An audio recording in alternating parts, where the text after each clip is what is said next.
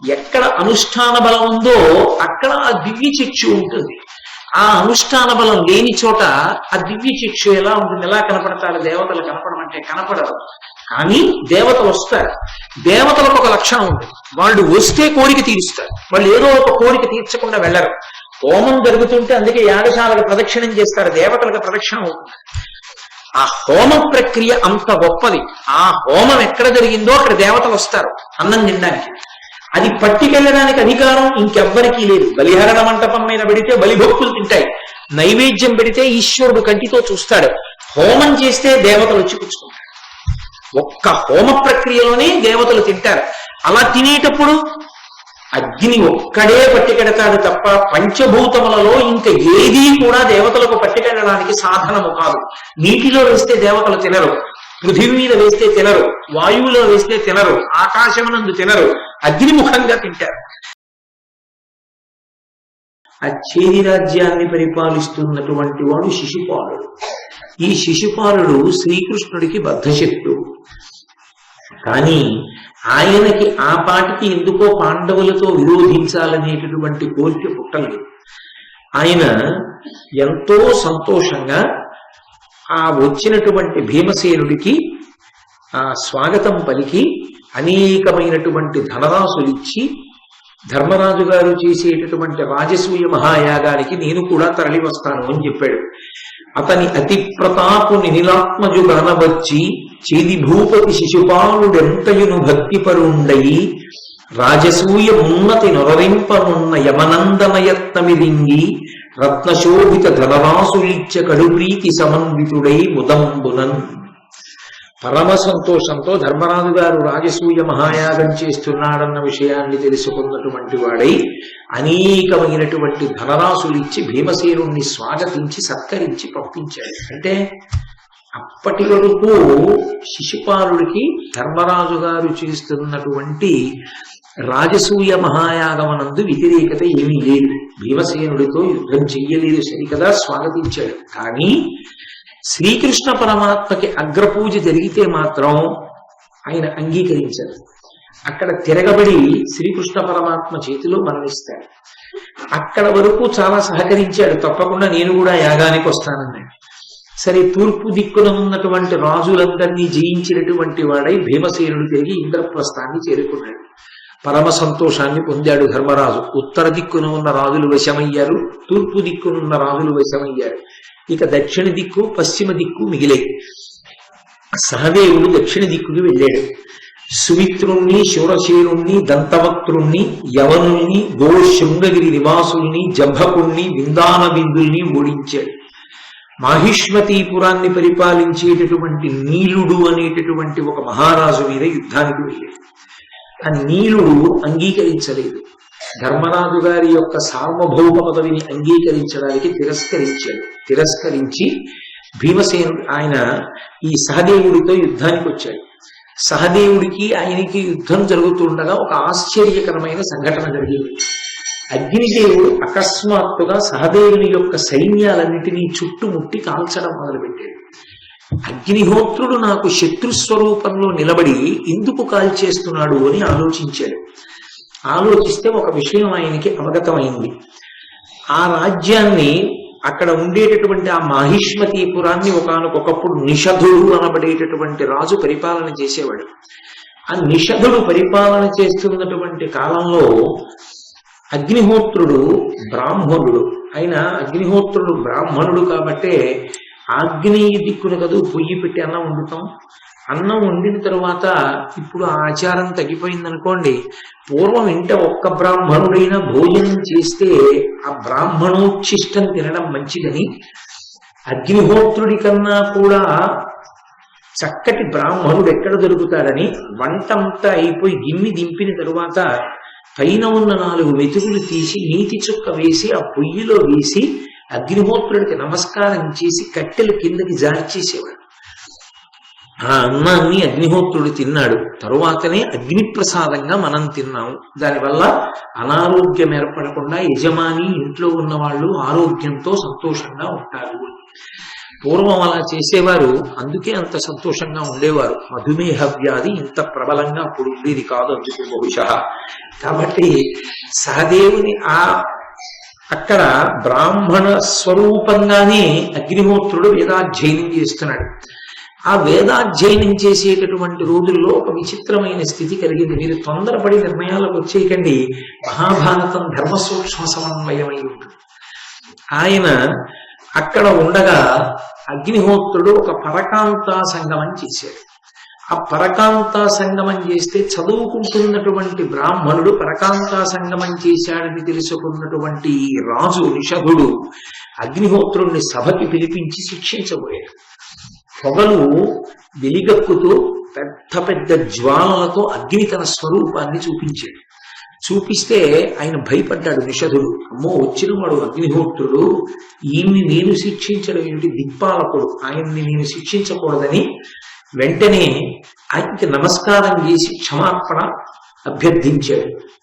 అగ్నిహోత్రుడు ప్రసన్నుడై, బ్రాహ్మణుడి కోపం ఎంతసేపు ఉంటుంది, తాటాకుమంట. ఆయన వెంటనే ప్రసన్నుడై అన్నాడు, ఏదైనా వరం కోరుకోమన్నాడు. ఈ పురంబు జయింపంగ ఎవ్వరేని గుర్తు రుద్ధతులయ్యి శత్రువరులు వారు దర్పమీది నీ చేత దగ్ధులై విహీనులు ఉన్నట్లుగా వరమిమ్ము నాకు. ఎవరైనా సరే నేను పరిపాలన చేసేటటువంటి ఈ మాహిష్మతీపురం మీదకి దండయాత్రకు వస్తే నువ్వు మా పలుకున యుద్ధం చేస్తూ ఉండాలి. నువ్వు యుద్ధంలో అగ్నిహోత్రుడు కనపడి శత్రు సైన్యాన్ని కాలుస్తూ ఉండాలి. మాకు అటువంటి వరం ఇమ్మని అడిగాడు. నిషధునికి వరమిచ్చాడు అగ్నిహోత్రుడు, నీ రాజ్యాన్ని నేను కాపు కాస్తాను, కానీ నేను నిన్ను ఒక ఆజ్ఞ చేస్తున్నాను. ఏమి ఆ ఆజ్ఞ అంటే, మీరు ధర్మ సూక్ష్మాన్ని జాగ్రత్తగా అర్థం చేసుకోవాలి. ఆచారము అనేటటువంటిది ధర్మము అన్న మాటకు అర్థం ఏంటంటే ధ్రియతేవా జనైరితి ధర్మం, జనుల చేత పట్టుకోబడినది. ధర్మము దేశము కాలము ఈ రెండిటి మీద ఆధారపడుతుంది. అందుకే దేశకాలములకు కట్టుబడి ఉంటుంది తప్ప అన్ని వేళలా ధర్మము ఒకేలా ఉండే అవకాశం ఉండదు. నేను మీతో తరచుగా చెప్తుంటా, ఏకాదశి నాడు ఉపవాసం ధర్మం, ద్వాదశి నాడు ఎంత తొందరగా వీలైతే అంత తొందరగా అన్నం తినడం ధర్మం, పారణ ధర్మం. అలాగే నా కూతురు ముందు నిలబడితే నాది తండ్రి ధర్మం, నా భార్య ముందు నిలబడితే నాది భర్తృధర్మం. నేను ఇక్కడికి వస్తే సభాధ్యక్షుడిగా నా ధర్మం, నేను నా కార్యాలయానికి ఇడితే నాది ఉద్యోగి ధర్మం. ఇక్కడ శివాలయంలో అభిషేకం చేస్తే పైన వస్త్రం లేకుండా అభిషేకం చేస్తారు. అదే ఉత్తర భారతం విడితే పైన స్వెట్టర్ వేసుకుని అభిషేకం చేస్తారు. అక్కడ ఉన్న దేశంలో పైన చొక్కా బనీను తీసి ఉత్తరీయం తీసి నడువు కట్టుకుని అభిషేకం చేయడం కాలమునందు 365 రోజులు సంభవం అయ్యే విషయం కాదు. ఎక్కడ మనుష్య ఉపాధి నిలబడలేదో అసలు వాతావరణానికి అక్కడ శాస్త్రం మినహాయింపు కల్పిస్తుంది. అందుకే ధర్మము దేశము మీద కాలము మీద ఆధారపడి ఉంటుంది. అందుకే ధర్మం మారుతూ ఉంటుంది. ధర్మం అన్ని వేళలా ఒక్కలా ఉండదు. నేనిక్కడ కూర్చునున్నాను, మీకు ఉపన్యాసం చెప్తున్నప్పుడు అగ్రాసనం మీద కూర్చుని ఉండడం నాకు హక్కు, నా ధర్మం. నేను ఈ సభలో ఇలా మాట్లాడుతుండగా మా గురువు గారు కనపడ్డారనుకోండి సభలో, ఉత్తర క్షణంలో నేను ఈ పుస్తకాన్ని విడిచిపెట్టేసి కిందకి దిగి వెళ్ళి మా గురువు గారి పాదాల మీద పడి సాష్టాంగ నమస్కారం చెయ్యాలి. అప్పుడు అది నా ధర్మం. గురువు గారు సభలో కనపడినా కూడా నేను అలాగే కూర్చుని ఉపన్యాసం చెప్పకూడదు. గురువు పరబ్రహ్మస్వరూపుడు. గురువు కనపడితే తిరిగి నమస్కరించవలసిందే. గురువు గురువే. అందుకే ధర్మం మారుతూ ఉంటుంది. భగవంతుని యొక్క సృష్టి యందు ఒక్క మాహిష్మతీపురంలో ఉండేటటువంటి స్త్రీల యందు ఒక విచిత్రమైనటువంటి లక్షణం ఏర్పడింది. ఈశ్వరుని యొక్క సృష్టిలోనే ఒక చోట చలి ఎక్కువ, ఒక చోట వేడి ఎక్కువ ఉన్నట్టే అక్కడ ఉండేటటువంటి స్త్రీలు మనోజరాగిణులు అన్నారు. మనోజుడు అంటే మనసు నుండి పుట్టినటువంటి వాడు, విష్ణువు యొక్క మనసు నుండి పుట్టినవాడు కాబట్టి ఆయనకి మన్మధుడు. వాళ్ళు మన్మధరాగిణులు అంటే చాలా తరచుగా మన్మథ బాణములు పడుతుంటాయి. అందుకని వాళ్ళకి స్వేచ్ఛా విహరణీయుగా ఉండడానికి అవకాశం ఇచ్చారు. వాళ్ళు ఒక్క పతికి కట్టుబడి ఉండవలసినటువంటి అవసరం వాళ్ళకి ఇవ్వలేదు. ఎందుకంటే అది హింస కిందకు వస్తుంది కాబట్టి వాళ్ళకి మినహాయింపు ఇచ్చారు. కాశీలో మంచి శీతాకాలంలో నువ్వు ఇలా అభిషేకం చెయ్యి అని చెప్పి చొక్కా బనీను తీసేసి ఉత్తరీయం నడువు కట్టుకుని అభిషేకం చేయమంటే కొయ్యబారి స్పృహ తప్పి పడిపోయిన వ్యక్తిని హింస చేసినట్టు ఎలా ఉంటుందో, సృష్టి యందు ఆ పట్టణంలో స్త్రీల మనసు యందు ఆ ధర్మం ఉన్నప్పుడు వాళ్ళని నియంత్రించడం ప్రతిబంధకం అవుతుంది, కాబట్టి అధర్మం అవుతుంది. అందుకని నేను సంగమించాను తప్ప నేను ధర్మం వ్యతిరేకం చెయ్యలేదు. నీవు కూడా వాళ్ళని అలా శిక్షించడానికి వీల్లేదు. కలిగించి ఈ ఒక్క దేశంలో ఈ ఒక్క పట్టణంలో మాత్రం వాళ్ళ యొక్క స్వేచ్ఛా విహారము వారి పాతివ్రత్యమును బాధించదు, వారికి దోషం అంటదు. కాబట్టి నువ్వు ఈ ధర్మ సూక్ష్మాన్ని అర్థం చేసుకుని ప్రవర్తించాలని నిషధునకు ఆజ్ఞ చేశాడు అగ్నిహోత్రుడు. ఆ కారణం చేత ఆ పట్టణం ఒక్కటే మినహాయింపుతో ఉండిపోయింది. అప్పటి నుంచి అగ్నిహోత్రుడు ఆ పట్టణాన్ని పరిపాలించేటటువంటి రాజు పనుకున యుద్ధం చేస్తాడు ఎవరైనా శత్రువులు వస్తే. అగ్నిహోత్రుడు మన పక్షాన ఉండగా మనకేమి లోటు, సహదేవుణ్ణి ఎదిరిస్తే మాత్రం మన ఎలా జయిస్తాడు అని ఆ పరిపాలన చేసేటటువంటి నీలుడనేటటువంటి రాజు సహదేవునికి వ్యతిరేకంగా యుద్ధం చేశాడు. వెంటనే సహదేవుడు ఈ విషయాన్ని తెలుసుకున్నాడు. అగ్ని చుట్టుముట్టింది. అగ్నిహోత్రుడితో యుద్ధం చేయడం సంభవం కాదు, ఆయన మహానుభావుడు. కాబట్టి ఆయన్ని స్తోత్రం చెయ్యాలని వెంటనే స్నానం చేసి దర్భలు పరిపించి ఆ దర్భల మీద పడుకున్నాడు. దర్భకి పవిత్రం చెయ్యగలిగినటువంటి శక్తి విశేషంగా వచ్చింది. దర్భకి ఎందుకు ఆ శక్తి వచ్చింది అంటే, చాలా మంది ఏదో అమృతోత్పాదన సమయంలో ఆ అమృతాపహరణ సమయమునందు కొద్దిగా దాని మీద పడింది ఆ అమృతం, అందుకని వాటికి పవిత్రీకరించగలిగిన శక్తి వచ్చింది అంటారు. కాదు, వేదంలో ఏమనుందంటే నీటికి పవిత్రం చెయ్యగలిగిన శక్తి తనంత తానుగా పరమేశ్వరుడు పెట్టాడు. ఏదైనా ఒక వస్తువు పవిత్రం అవ్వాలి అంటే నీటి స్పర్శ చేత పవిత్రం అవుతుంది. అందుకే చూడండి, పువ్వులు తెచ్చి పూజకు అక్కడ పెట్టుకుంటాం. ఈశ్వరుడి పాదాల మీద వేసే ముందు కాసి నీళ్లు చల్లుతాం. ఎందుకని అంటే ఆ పువ్వులు కోసినప్పుడు ఎలా కోశారో ఆ పువ్వులు తీసుకొచ్చే లోపల ఎంగిలి గాలి తగిలి ఉండి ఉండవచ్చు, తెలియక ఎవరైనా కింద పడిన పువ్వు మళ్ళీ పూజా పాత్రలో పెట్టి ఉండి ఉండవచ్చు అని ఆ పూల మీద కాసిన నీళ్లు చిలుపుతారు. దానికి మంత్రం ఉండదు. మంత్రం లేకుండా చల్లిన ఆ నీటి స్పర్శ చేత పువ్వులు మళ్ళీ పవిత్రం అవుతాయి, ఈశ్వరారాధనకు యోగ్యతని పొందుతాయి. అలాగే ఈ వస్తువుకి అశౌచం ఏర్పడింది అని అనుమానం వచ్చింది అనుకోండి, కాసేపు నీళ్లు చల్లి వస్తువు తీసుకుంటారు.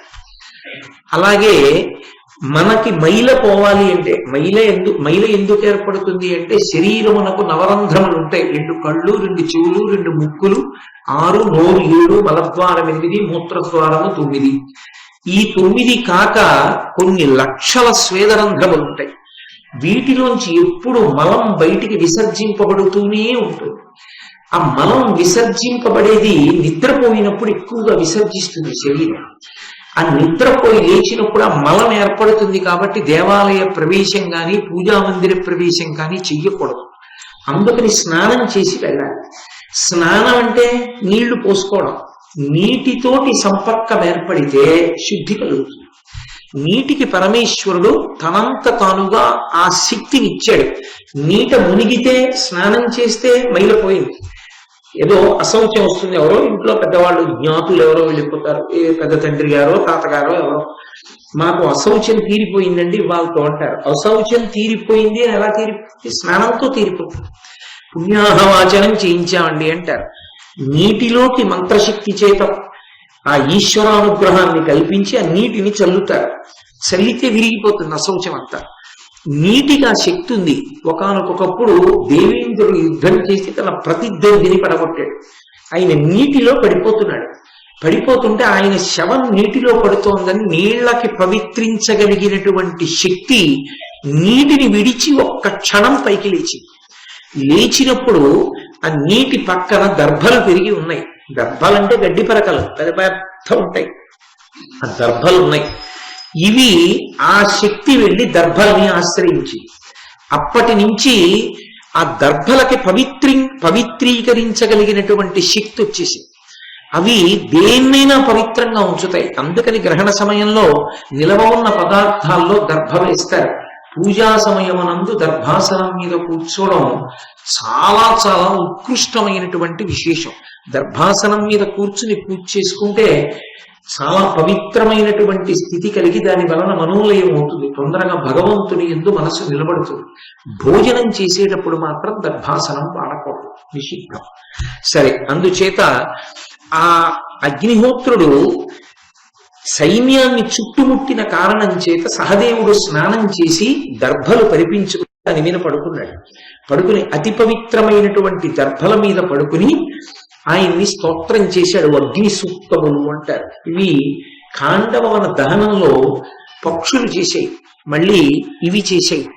అగ్ని సంబంధమైనటువంటి ప్రమాదములు పొటమరించే చోట ఇటువంటి పద్యాలు చదివినా, ఇటువంటి పద్యాలు చదువుతున్నా, అందుకే మహాభారత శ్రవణం చేయడం, మహాభారత ప్రవచనం చేయడం, కనీసంలో కనీసం ప్రవచనం చేయకపోయినా మహాభారతాన్ని కనీసం చదవడం అన్నది రావడానికి కారణం ఏమిటి అంటే, ఇటువంటి పద్యాలు ఉంటాయి కాబట్టి వీటిని చదివినంత మాత్రం చేత దేవతలు ప్రసన్నులవుతారు. ప్రసన్నులై అగ్ని ప్రమాదములు నివారింపబడి జనులు సంతోషంగా ఉంటారు.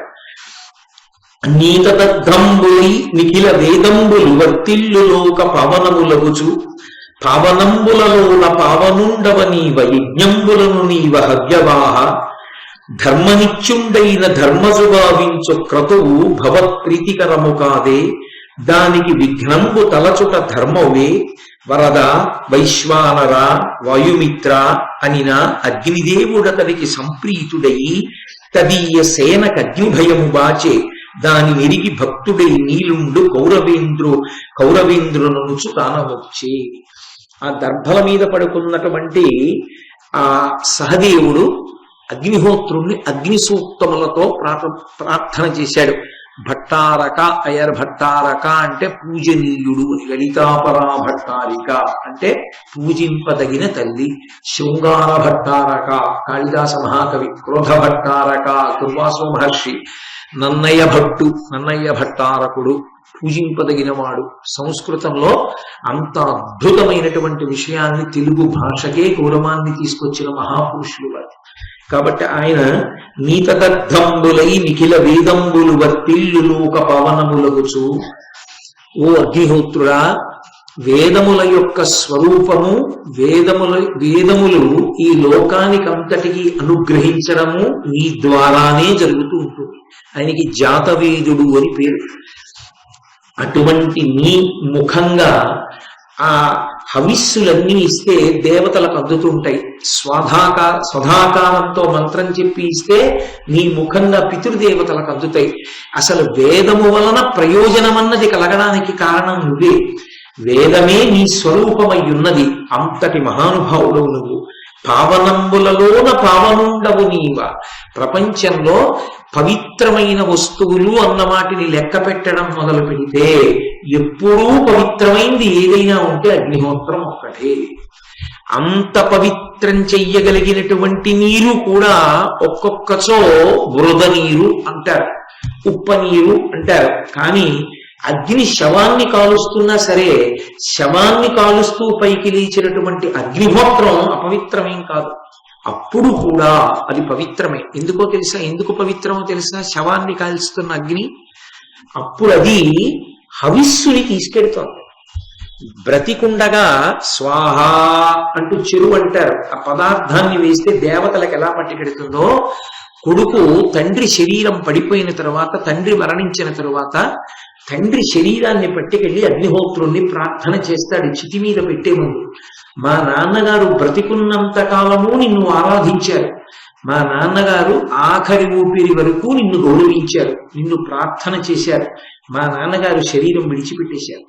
ఈ మా నాన్నగారి శరీరాన్ని పంచభూతాల్లోకి తీసుకెళ్ళిపో. ఇందులో ఉన్న పృథివిని పృథివిలోకి, వాయువుని వాయువులోకి, అగ్నిని అగ్నిలోకి, నీటిని నీటిలోకి, ఆకాశాన్ని ఆకాశంలోకి కలిపి.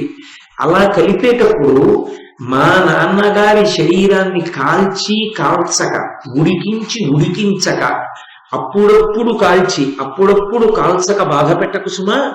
భగ్గున కాల్చి హవిస్సుని వెంటనే దేవతలకు పట్టుకెళ్ళిచ్చి దాని వలన మా నాన్న కృతార్థుడవుతాడని అగ్నిని ప్రార్థన చేస్తాడు. అగ్నిలో వేయబడిన శవముగా వెయ్యడు కొడుకు. దాన్ని హవిస్సుగా వేస్తాడు. బ్రతికున్నంత కాలం ఆయన హవిస్సు వేశాడు. ఆయన శరీరం పడిపోయాక ఆ శరీరాన్ని హవిస్సుగా మారుస్తాడు కొడుకు. అందుకే దానికి శవదహనం అనరు, అంత్యేష్టి దాని పేరు. ఇష్టి అంటే ఇష్టింతేహం కరిష్యామి పుత్రీయాం పుత్రకారణాత్ అధర్వ శిరస ప్రోక్తై మంత్రై సిద్ధాం విధానత అంటాడు దశరథ మహారాజు గారు ఋష్యశృంగుడు శ్రీరామాయణంలో. ఇష్టింతేహం కరిష్యామి, ఇష్టి అంటే కామితార్థములను ఇస్తుంది. అగ్నిలో హవిస్సుని వేసి కోరికలు తీర్చుకునే ప్రక్రియకి ఇష్టి అని పేరు, అంత్యేష్టి. ఇక ఆయన చేసేది ఉండదు, ఇక ఆయన కదలలేడు. అందుకని ఆయననే హవిస్సుగా అగ్నిహోత్రంలో వేస్తాడు. అలా వేసి పంపుతాడు కాబట్టే మా నాన్నగారని ప్రేమతో చెప్పి అగ్నిహోత్రుని ఎందుకు వ్రీలుస్తాడు కాబట్టే కొడుకు ఉండాలి అని కోరుకుంటాడు. అది చెయ్యకుండా తండ్రి శరీరం వెళ్ళిపోయిన తరువాత కూడా ఐస్లో 3 రోజులు ఉండేటట్టుగా నాకెందుకు వదిలిపెట్టేశాడు. కాబట్టి అటువంటి భ్రష్ట కొడుకులు పుట్టాలని కోరుకోకూడదు. కొడుకు అంటే పక్క నుండి అంత్యేష్టి సంస్కారానికి శరీరం అయిపోయిన తరువాత అగ్నిహోత్రుడికి అందించిన వాడు కొడుకు, లేనినాడు ఎందుకు ఆ కొడుకు. కాబట్టి పావనంబులలోన పావనుండవు నీవ, అసలు నీకు అపవిత్రంగా ఉన్నావు నువ్వు అని చెప్పడం కుదరదు. అగ్ని దేనిని కాలుస్తుండనివ్వండి, అది పవిత్రమే. దీనికి తగిలి ఉంది కాబట్టి ఇప్పుడు అగ్ని అపవిత్రం. అపవిత్ర అగ్ని పవిత్ర అగ్ని లేవు, అగ్ని పవిత్రం. అందుకే పవిత్రమైన వస్తువులు అన్న వాటిని లెక్క పెడితే మొట్టమొదట చెప్పగలిగినది అగ్ని, తర్వాత ఇంకేమైనా. అంతటి మహానుభావుడు, అంతటి పవిత్రమైనటువంటి స్వరూపం ఉన్నవాడివి. యజ్ఞంబులను నీవ హవ్యవాహ, ఎవరు ఎక్కడ యజ్ఞం చేసినా నీవే హవ్యవాహనుడవు. హవ్యవాహనుడు అంటే వాహనుడు అంటే పట్టుకెళ్ళేవాడు. హవ్యము అంటే దేవతలు తినేది. దేవతలు తినడానికి హవ్యాన్ని ఇస్తే దాన్ని పట్టుకెళ్ళి దేవతలకి అందించగలిగిన వాడివి నువ్వే. ఇంకా ఎందులో వేసినా అది దేవతలకు అందదు. మీరు బాగా జ్ఞాపకం పెట్టుకోవాల్సిన ఆ మాట. అందుకే అది సూక్తమైంది. మీరు ఇచ్చినది ఏది దేవతలు తినరు. నివేదన చేశారనుకోండి, నివేదన చేస్తే ఈశ్వరుడు కన్ను విప్పి చూస్తాడు ఒకసారి దాన్ని. అసలు ఈశ్వరమూర్తి యొక్క వైభవం దేని మీద ఆధారపడుతుంది అంటే ప్రధానమైన కారణాల్లో ఒకటి నివేదన రాశి, నివేదనా పదార్థ శౌచం. ఒక దేవాలయంలో ఉండేటటువంటి మూర్తి వైభవం దేని చేత నిలబడుతుందంటే పరమ శౌచంతో మీరు ఆ మూర్తి వైభవానికి తగినంత పదార్థాన్ని ప్రతిరోజు నివేదన చెయ్యాలి. అలా నివేదన చేయకపోతే ఆ దేవాలయం యొక్క ప్రాభవం నిలబడదు. సరే, అది ఇంట్లో పూజ దగ్గర నుంచి కూడా ఉంటుంది. ఇప్పుడు నేను దాన్ని అంత లోతుగా స్పృశించాలని అనుకోవట్లేదు. కాబట్టి ఆయన దేవతలకందరికీ కూడా పట్టుకెళ్ళి దేవతలు చెయ్యి చాపి పుచ్చుకుని నోట్లో వేసుకోవాలంటే ఒక్కటే ఒక్క ఆధారంతో వెడుతుంది, అగ్నిముఖంగానే వెడుతుంది. యజ్ఞం చేస్తూ హోమం చేయాలి. యజ్ఞమునందు హోమము అంటే అగ్నిహోత్రంలోకి పదార్థాన్ని వేస్తే హోమ ప్రక్రియ అంటారు. ఆ హోమం చేస్తే దాన్ని దేవతలు తింటారు. మిగిలిన సమయాల్లో కన్ను విప్పి చూస్తారంటే, మనం నివేదన చేస్తే, మనం భక్తితో నివేదన చేస్తే వాళ్ళు కళ్ళు విప్పి చూసి ప్రసన్నులవుతారు. వారి చేత చూడబడింది కాబట్టి ప్రసాదం. అందుకే వారు ముందు చూడాలి తప్ప ఇంకొకరు చూడకూడదని చెప్పి బట్ట కప్పి తీసుకెడతారు ప్రసాదం నైవేద్యం చేసేటప్పుడు. తెర వేయడానికి కారణం అది. ఎందుకంటే తెర తీసేసి అక్కడ ఉంచి నైవేద్యం చేస్తే ముందే చూసి ఎంత బాగుందో రాశిని ఎవరైనా మనసులో అనుకుంటే వాడి చూపుల చేత ఎంగిలవుతోంది కాబట్టి తెర వేసేసి ఈశ్వరుడి ముందు పెట్టి బట్ట తీసి ఈశ్వరుడికి నివేదన చేస్తారు. అది మర్యాద, శాస్త్ర మర్యాద. కాబట్టి అలా దేవతలకి ఏదైనా పదార్థం తినడానికి అందాలి అంటే నీవు వినా మార్గం లేదు, నీ ఒక్కడవే మార్గం. బలిహరణము అని పెడతారు, దేవాలయంలో పెట్టాలి ప్రతిరోజు. అంటే మంగళవాయిద్యంతో పెడతారు. మంగళవాయిద్యం లేకపోతే అథవా ప్రతి గుళ్ళో జేగంట అని ఉంటున్న జేగంట ఉండాలి. ఆ జేగంట ముందు ఒకరు వాయిస్తూ ఉండగా పదార్థాన్ని తట్టలో పెట్టుకుని దేవాలయానికి ప్రదక్షిణంగా పెడతారు. ఉదయం వెళ్ళి బలిహరణ మంటపాలు ఉంటాయి, చిన్న చిన్న చిన్న చిన్న దిమ్మల్లాగా, వాటి మీద పెట్టాలి అన్నం. పెడితే దేవాలయంలో బలిభొక్కులు అంటారు. పక్షులు మొదలైనటువంటివి కూడా వచ్చి ఆ పదార్థాన్ని తినాలి. దేవాలయ వ్యవస్థ యందు దేవాలయం మీదనే అందరూ ఆధారపడతారు. ప్రతి వాళ్ళు దేవాలయాన్ని సేవించుకోవడానికి అర్హత కల్పించింది వేదం. ఒక చాకలి ఉన్నాడు, ఈశ్వరుడి బట్టలు ఉతుకుతాడు. ఇంకొకడు ఉన్నాడు, స్వామికి డప్పు కొడతాడు. ఇంకొకడు ఉన్నాడు, స్వామికి కుండలు చేసి పట్టుకొచ్చి ఇస్తాడు అభిషేకం జరిగేటప్పుడు. వేరొకడు ఉన్నాడు, స్వామికి పాత్ర సామాను చేసి ఇస్తాడు. వేరొకరు ఉన్నారు, దేవాలయాన్నంతటినీ తుడుస్తారు. ఒక నాట్యం వచ్చిన వారు ఉన్నారు, రాజోపచారంలో నాట్యం చెయ్యాలి. ఒక సంగీతం వచ్చిన వాళ్ళు ఉన్నారు, రాజోపచారంలో సంగీతం పాడాలి. వ్యాకరణం వచ్చిన వాళ్ళు ఉన్నారు, శివాలయంలో వ్యాకరణ మంటపంలో కూర్చుని శిష్యులకు మడికట్టుకుని వ్యాకరణం చెప్పేవారు పూర్వం. ఒక్క శివాలయంలోనే వ్యాకరణ మంటపం ఉంటుంది, వ్యాకరణం చెప్పాలి. దేవాలయమే అన్నిటికీ ఆధారం. దేవాలయంలోనే ప్రవచన మంటపం ఉంటుంది, అందులోనే సమస్త పురాణేతిహాసములు ప్రవచనం జరుగుతాయి. ఆ ప్రవచనాన్ని విని, ప్రవచనం అంటే ప్రకృష్ట వచనం, మనసు బాగా ఊంచుకునేటట్టుగా సమర్థించి చెప్తారు. చెప్తే మనసు ధర్మమునందు ఊంచుకుంటుంది. సాయంకాలం ప్రవచనం విని పడుకుంటాడు, మరునాడు కార్యాలయానికి పనికి వెళ్ళినప్పుడు ఈ ధర్మాన్ని మనసులో పెట్టుకుని ఏ తప్పు పని చేయకుండా ధర్మానికి కట్టుబడి పనిచేస్తారు. అందుకే దేశానికి కావలసినటువంటి ధర్మం అంతా ఎక్కడ నుంచి ప్రవహించిందంటే దేవాలయాలలో ఉండేటటువంటి ప్రవచన మంటపాలలోంచి ప్రవహించింది. అసలు ప్రవచన మంటపం అనేటటువంటిది ఉండడానికి కావలసినంత ఖాళీ కూడా లేకుండా అంగుళానికో గుడి చప్పున దేవాలయాల్లో కట్టేయడం వచ్చేసిన తరువాత ప్రవచన మంటపాలన్నవి కొరత పడిపోయి, గట్టిగా ఎక్కడైనా ఏదైనా ఉపన్యాసం జరిగితే ఓ 400 మంది కూర్చోవడానికి చోటు కనపడిన ప్రతి చోట ఎవడో ఏదో పుణ్యం సంపాదించుకోవాలి, ఓ గుడి కట్టేస్తూ ఉండడం. ఆ గుడి అక్కడ ఉండొచ్చా ఉండకూడదా సంబంధం లేదు, కట్టేయడం. ఓ ఆగమం, ఓ శాస్త్రం ఏం అక్కర్లేదు, ఎవడికి తోచిన గుడి ఎవడిష్టం వచ్చిన చోట వాడు కట్టేస్తూ ఉంటాడు. కాబట్టి ఒక దేవాలయానికి ప్రవచన మంటపం ఉండదు, ఒక దేవాలయంలో ఓ ఉత్సవం చేయడానికి అవకాశం ఉండదు, ఓ దేవాలయంలో ప్రదక్షిణం చేయడానికి అవకాశాలు ఉండవు. సరే, వీటన్నిటి వలన ఏమవుతుందంటే దేవాలయం ఉత్సవ నిర్వహణకు అవకాశం లేని స్థితిని పొందుతుంది. ఉత్సవం చేయకపోతే జనుల యొక్క ప్రహృష్టమైనటువంటి స్థితికి భంగం ఏర్పడుతుంది. అప్పుడు ఏమవుతుంది, ఎక్కడ అవైదికంగా చెయ్యాలో అక్కడ చేయవలసి వస్తుంది. నేను నా మనస్సు పట్టుకోగలిగితే నేను మీకు ఒక మాట చెప్తాను, దేవాలయాలు ఎక్కడా కూడా ప్రవచన మంటపాలు లేవనుకోండి, ప్రవచనం చెయ్యవలసింది ఓ ఆడిటోరియంకి వెళ్ళి ఎక్కడో ప్రవచనం చేశారనుకోండి, తీరా ఆడిటోరియంకి వెళ్ళి ప్రవచనం చేస్తే ఇప్పుడు మీరు కూర్చున్నట్టుగా అందరూ చెప్పులు విప్పి వచ్చి కూర్చోరు, కాళ్ళతో చెప్పులతో వచ్చి కూర్చుని వింటూ ఉంటారు. చెప్పేవాడు ఒక్కడే చెప్పులు విప్పి చెప్పుకుంటూ ఉంటాడు, వాడొక్కడే చెప్పులు విప్పి వేదిక మీద కూర్చుంటాడు. వినేవాళ్లలో ఎవరూ చెప్పులు విప్పారు, ఎందుకంటే చెప్పులు విప్పి పెట్టి రావడానికి అవకాశం అక్కడ ఉండదు. కాబట్టి ఏమైంది, దేవాలయం భర్తీ చేయలేకపోయింది కాబట్టి అవైదికమైనటువంటి చోట ప్రవచనం చేయవలసి వస్తుంది. అప్పుడు చెప్పులు వేసుకుని వినడం ఏమిటి, అసలు శ్రోతకది ఉండవలసిన లక్షణమా? ఓ భగవత్ సంబంధం వినేటప్పుడు ఒక దేవాలయంలో చెప్పులు విప్పి పవిత్రంగా కూర్చుని వినడానికి, ఒక ఆడిటోరియంలో చెప్పులు వేసుకుని కుర్చీలో కూర్చుని వినడానికి తేడా ఉందా లేదా? ఎంత తేడా వస్తుంది వినేటప్పుడు? ఎక్కడుంది పవిత్రమైనటువంటి లక్షణం, ఎక్కడుంటుంది? కాబట్టి ఎక్కడ ఏ వ్యవస్థ ఎలా ఉండాలో అలా ఉండాలి. ఒక దేవాలయ నిర్వహణ జరుగుతోంది అంటే దేవాలయ నిర్వహణగానే ఉండాలంతే. కాబట్టి బలిహరణ మంటపం ఉన్నది అంటే బలిభుక్కులు వచ్చి తింటాయి. యజ్ఞం జరిగింది ప్రతి చోట, ప్రతి దేవాలయంలో జరగాలి. హోమం జరిగితే దేవతలు వస్తూ ఉంటారు, వచ్చి తిని పెడతారు. వాళ్ళకు లక్షణం ఉంటుంది, వాళ్ళు కంటికి కనపడక్కర్లేదు. ఒకప్పుడు కనపడేవారు, రామాయణ కాలంలో దేవతలు కనపడేవారు వచ్చి కూర్చోవడం. ఇప్పుడు వస్తారు, స్వాహాకారం చెప్తే వాళ్ళు వస్తారు తినడానికి. మన కంటికి ఆ శక్తి లేదు, చూడగలిగిన శక్తి, ఎందుకంటే అనుష్ఠాన బలం లేక పోగొట్టుకున్నాం. అలా పోగొట్టుకున్నాం కాబట్టి మనకి తెలియదు. ఒకనొకప్పుడు కంచి పరమాచార్య స్వామి వారు ఒక పాడుపడిపోయినటువంటి దేవాలయంలో ఉంటుండేవారు.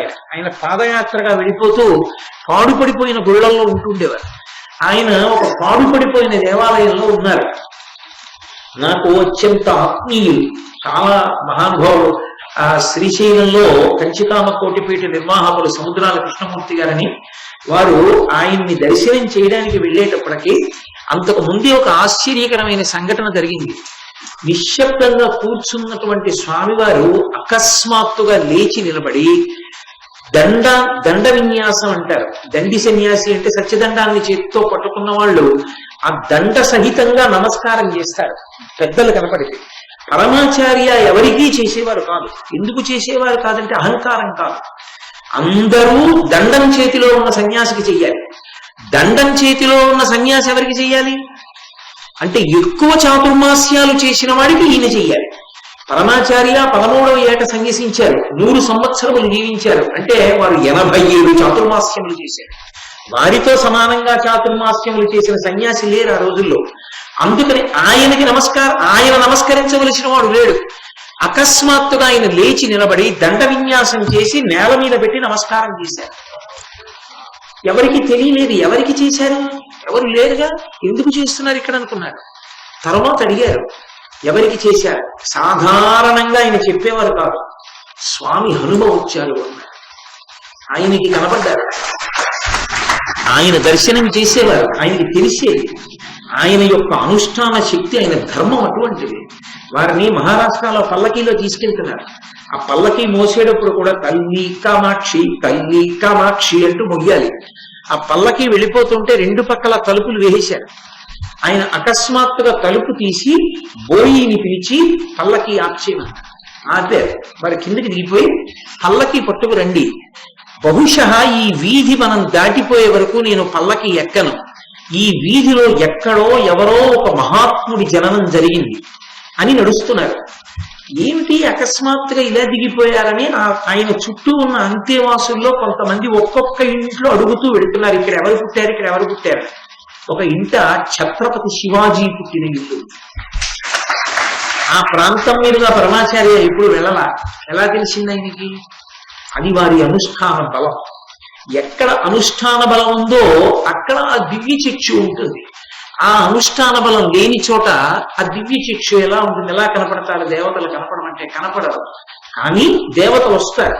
దేవతలకు ఒక లక్షణం ఉంటుంది, వాళ్ళు వస్తే కోరిక తీరుస్తారు. వాళ్ళు ఏదో ఒక కోరిక తీర్చకుండా వెళ్ళరు. హోమం జరుగుతుంటే అందుకే యాగశాలకు ప్రదక్షిణం చేస్తారు, దేవతలకు ప్రదక్షిణం అవుతుంది. ఆ హోమ ప్రక్రియ అంత గొప్పది. ఆ హోమం ఎక్కడ జరిగిందో అక్కడ దేవతలు వస్తారు అన్నం తినడానికి. అది పట్టుకెళ్ళడానికి అధికారం ఇంకెవ్వరికీ లేదు. బలిహరణ మంటపం మీద పెడితే బలిభక్తులు తింటాయి, నైవేద్యం పెడితే ఈశ్వరుడు కంటితో చూస్తాడు.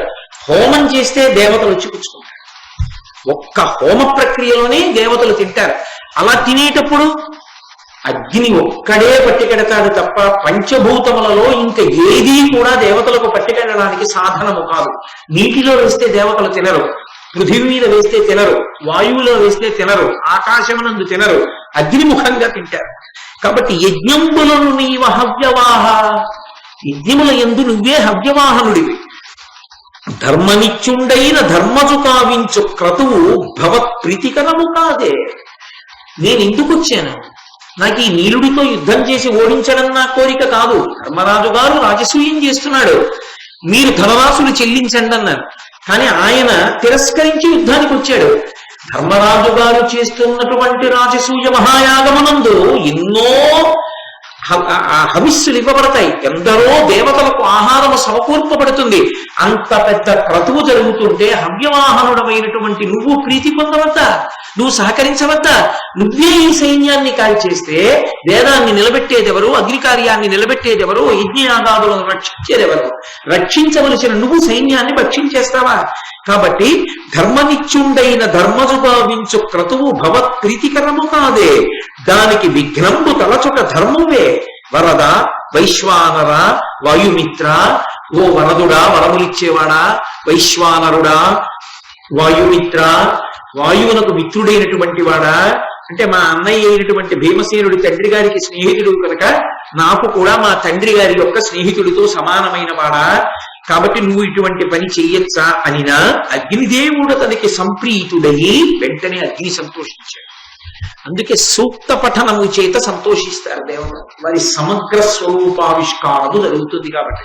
అందుకే మనం ఏ దేవతని ఆరాధిస్తున్నామో ఆ దేవతాపరమైనటువంటి సూక్తంతోనే చేస్తాం. పురుష సూక్తం, స్త్రీ సూక్తం, నీలా సూక్తం, మన్యు సూక్తం, రుద్ర సూక్తం, భూసూక్తం, ఆ సూక్తమును ఉపయోగిస్తారు. ఆ సూక్తం బాగుగా చెప్పబడినది, అంతకన్నా ఇంకెవరూ చెప్పలేరు, ఋషి చెప్పాడు.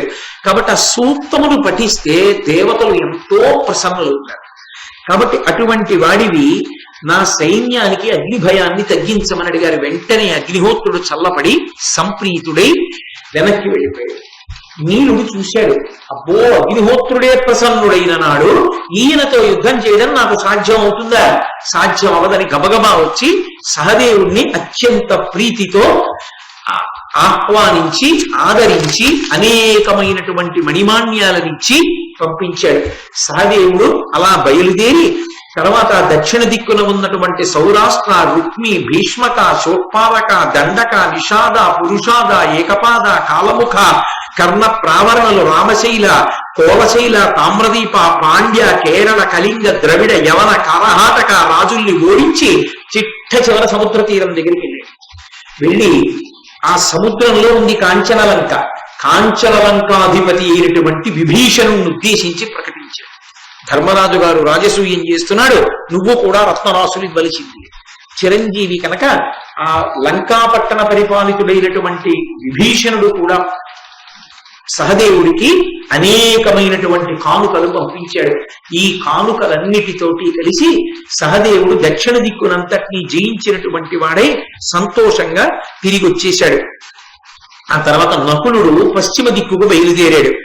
మహితక దేశాన్ని మరు, మానవ, బర్బర, కర్బర, శైరీషక, దాశార్ణ, పుష్కరాణ్య, సరస్వతి, సింధూ నదీ తీరాల రాజ్యాలను, పంచనద, అమర పర్వతవాసులను గెలిచి శ్రీకృష్ణుడు ద్వారకానగరంలో పశ్చిమ దిక్కున ఉన్నాడు కాబట్టి ఆ ద్వారపతిలో శ్రీకృష్ణుడికి తన రాకను తెలిపి ఆయన యొక్క ప్రీతిని పొంది మేనమామ మద్రపతి అయినటువంటి శల్యుణ్ణి చూసి శల్యుని యొక్క గౌరవాన్ని పొంది అక్కడి నుంచి తిరిగి ఆ దిక్కునంతటినీ జయించి వచ్చాడు.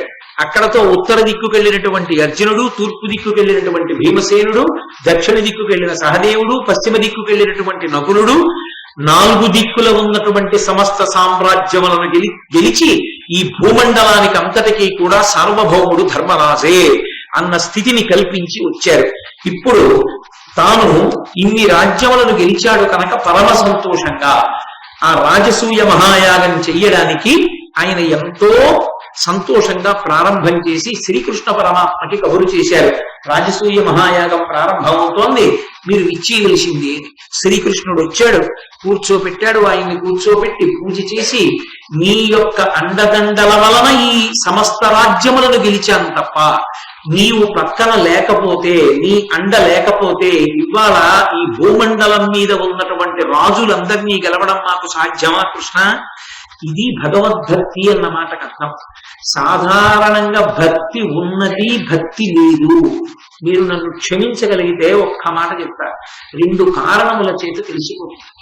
ఒకటి, పూజ చేసేటప్పుడు తెలిసిపోతుంది వీడు భక్తిగా చేస్తాడా యాంత్రికంగా చేస్తాడా తెలుస్తుంది, మనసులో భక్తి ఉన్నదా. రెండవది, నీకు ఏదైనా పరమోత్కృష్టమైన సంతోషకరమైన విషయం జరిగినప్పుడు తెలిసిపోతుంది మీకు భక్తి ఉన్నదా లేదా. మీకు అంటే నన్ను కూడా కల్పించమండి. సభలో మిమ్మల్ని ఒకరిని ఉద్దేశించి మాట్లాడతాం కాబట్టి నువ్వు మీరు అన్న మాటలు వస్తాయి. అంతేగాని నేను పండిపోయిన వాడిని మీరేదో పచ్చికాయే అని నా ఉద్దేశ్యం కాదు. ఈ సభలో అందరిలో పచ్చికాయ ఎవరు అంటే బహుశా నేనే అయ్యుంటానేమో కూడా. కాబట్టి కలియుగం చదువు అందుకే పెద్దపీట మీద నేను కాకపోతే మీరు తక్కువని నా ఉద్దేశ్యం కాదు చెప్పేటప్పుడు. అలా అయితే పరమేశ్వర స్వరూపమైన సభకి నమస్కారం అని ఎందుకు మొదలు పెడతాను? ఆ గౌరవం లేనినాడు. కాబట్టి అది చూడండి, లోకంలో ఏదైనా ఒక అత్యంత ప్రధానమైన కార్యం మీద వెడుతున్నప్పుడు భగవంతుడికి నమస్కారం చేస్తాడు. ఈశ్వర తప్పకుండా నాకు మేలు జరిగేటట్టు చూడు అంటాడు. ఈశ్వర అనుకోని కాలంలో నిప్పులు వచ్చాయి, 9 నెలలు నిండాక రావలసిన నిప్పులు నా కూతురికి 7వ నెల పూర్తవగానే వచ్చాయి. లోపల శిశువులు ఎలా ఉంటారో ఏమో, ఎన్నో ఆశలు పెట్టుకుంది పిచ్చి తల్లి. పరమేశ్వర ఎలా అయినా రక్షించి ఆ పిల్లల్ని కాపాడు సుమా అని నమస్కారం చేస్తాడు. వెళ్ళి కూర్చున్నాడు. కూతురు ఎక్కడో ఉంది, ఆ ప్రసవం నిప్పులు పడుతూ గదిలో. పరిగెత్తుకొచ్చి ఎవరో చెప్పారు, అయ్యా మనవడు మనవరాలు పుట్టారు, తాతగారు అయ్యారు, చాలా సంతోషం అన్నారు. మనవడు మనవరాలు అయ్యారు, తాతగారు అయ్యారు అని చెప్పగానే కూడా లోపల పరమేశ్వరుడు జ్ఞాపకం వచ్చి నమస్కరించగలవా?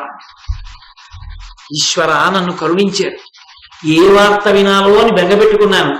అయ్యో వీడు ఏడుస్తాడని, నేను ఏ అర్హత లేనివాడినైనా వీడు ఏడిస్తే మళ్ళీ నేనే కళ్ళు తుడవాలని నన్ను అనుగ్రహించి క్షేమంగా మనవల్ని ఇచ్చారా, పరాత్పరా మీకు నమస్కారం అని నువ్వు అనగలవా? అలా నువ్వు అనగలిగితే పైకి అనక్కర్లేదు. మంచి మాట వినగానే పరమేశ్వరుడు జ్ఞాపకానికి వస్తాడు. కష్టంలో రావడం గొప్ప కాదు, గుర్తొచ్చి తీరుతాడు. కానీ సుఖమునందు సంతోషమునందు ఈశ్వరుడు జ్ఞాపకానికి వస్తాడు. వచ్చి మొదటి నమస్కారం ఆయనకి చేయగలవా? ఏదైనా ఒక మంచి మాట వినగానే పూజా మందిరంలోకి వెళ్ళి ఆయనతో పంచుకోగలవా? నీ అనుగ్రహమే ఇదంతా ఈశ్వర, నీ అనుగ్రహం లేని నాడు నాకు ఈ ఆనందం ఎక్కడిది అనగలవా? అలా అనగలిగితే నీకు ఈశ్వరుడు ఉన్నాడు, విగ్రహం కాదు. ఆయనకు కావలసింది అదొక్కటే, యోమే భక్త్యా ప్రయచ్చతి. ఆ అనుబంధం ఉంటే చాలా ఆయన ఎంతో మురిసిపోతాడు. తండ్రికి 80 ఏళ్ళు వచ్చేసాయి, ఎక్కడో కూర్చుని ఉంటాడు. తండ్రి ఏం చేయగలడు? ఆయన ఏం చేయలేడు. కూతురికి మనవరాలకి మంచి సంబంధం కుదిరింది.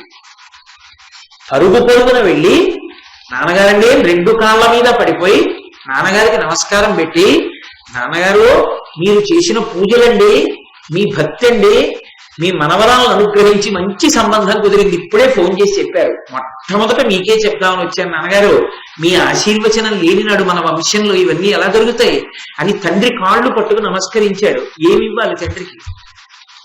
ఒరే మనవరాలు పెళ్లి కుదిరింది, నాకు పట్టుపంచ పట్టరా అంటాడా తండ్రి?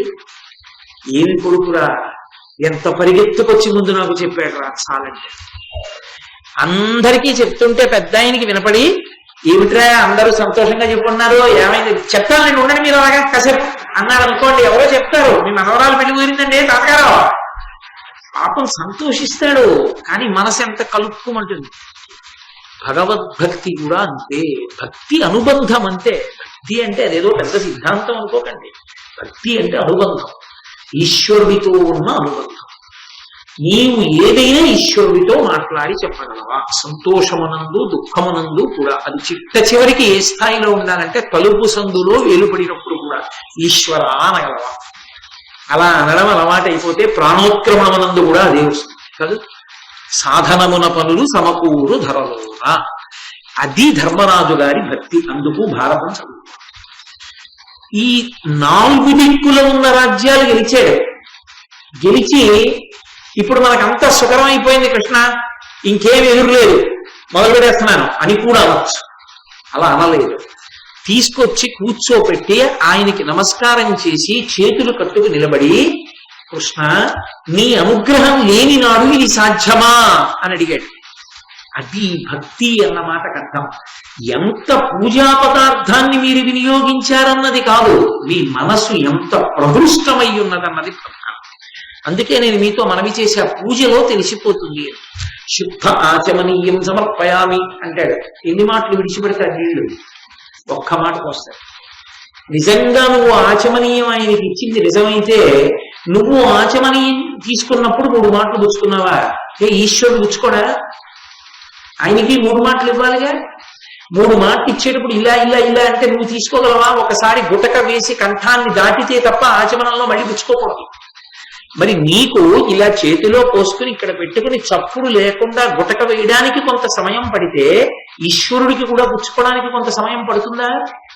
మరి నువ్వు ఉద్ధరణితో నీళ్లు విడిచిపెట్టేటప్పుడు ఒకసారి విడిచిపెట్టిన దానికి రెండవసారి విడిచిపెట్టిన దానికి మధ్యలో ఆ సమయాన్ని పరిపాలన చెయ్యాలా? అది లేని నాడు ఏం పూజ చేసినట్లు? మనసు ఎక్కడ నిలబడింది? నాలుక చెప్తోంది, కర్మేంద్రియం చెయ్యి చేసింది. ఈశ్వరుడు అన్నాడు నాకెందుకు? ఆ ఉద్ధరిని నేను, నీ సప్తధాతువులు నేను, ఆ నీళ్లు నేను, అన్నీ నేనే. అన్నీ నేనైనా నీ మనసు పెడితే నేను పుచ్చుకుంటా. నేను లేనివాడము కాను, కాఠిన్యము లేనివాడు, నాదని నేను అహంకరించాను. నువ్వు సంతోషంగా ఇస్తే నేను పుచ్చుకుంటా.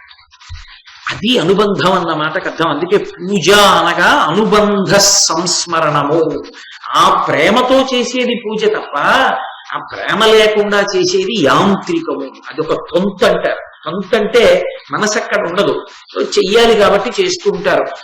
ఏదో ఆయన తొంతు చేశాడండి అంట. కాబట్టి చాలా చోట్ల జరిగేటటువంటి పూజలన్నీ తంతులు. సత్యనారాయణ వ్రతం చేస్తున్నాం అంటారు. సత్యనారాయణ వ్రతం చేస్తే సత్యనారాయణ వ్రత మంటపం కన్నా పైకి ఎవరైనా కూర్చోవచ్చా? ఆయన కన్నా పైకి ఎలా కూర్చుంటావు? కింద కూర్చోవాలి ఆయన కన్నా. ఆ వచ్చిన వాళ్ళందరూ కుర్చీల్లో కూర్చుంటే అది వ్రతం ఎలా అవుతుంది? ఆయన్ని అవమానించడం అవుతుంది. అంత నీకు మోకాళ్ళు నొప్పులైతే గడప అవతల కూర్చో. మంత్రం వినపడుతోందిగా. అక్కడికి నువ్వు కుర్చీకి కూర్చోవడం ఎందుకు? నీ పెద్దరికం. కూర్చుంటే కింద కూర్చోలేక గడప అవతల కుర్చీలో కూర్చో.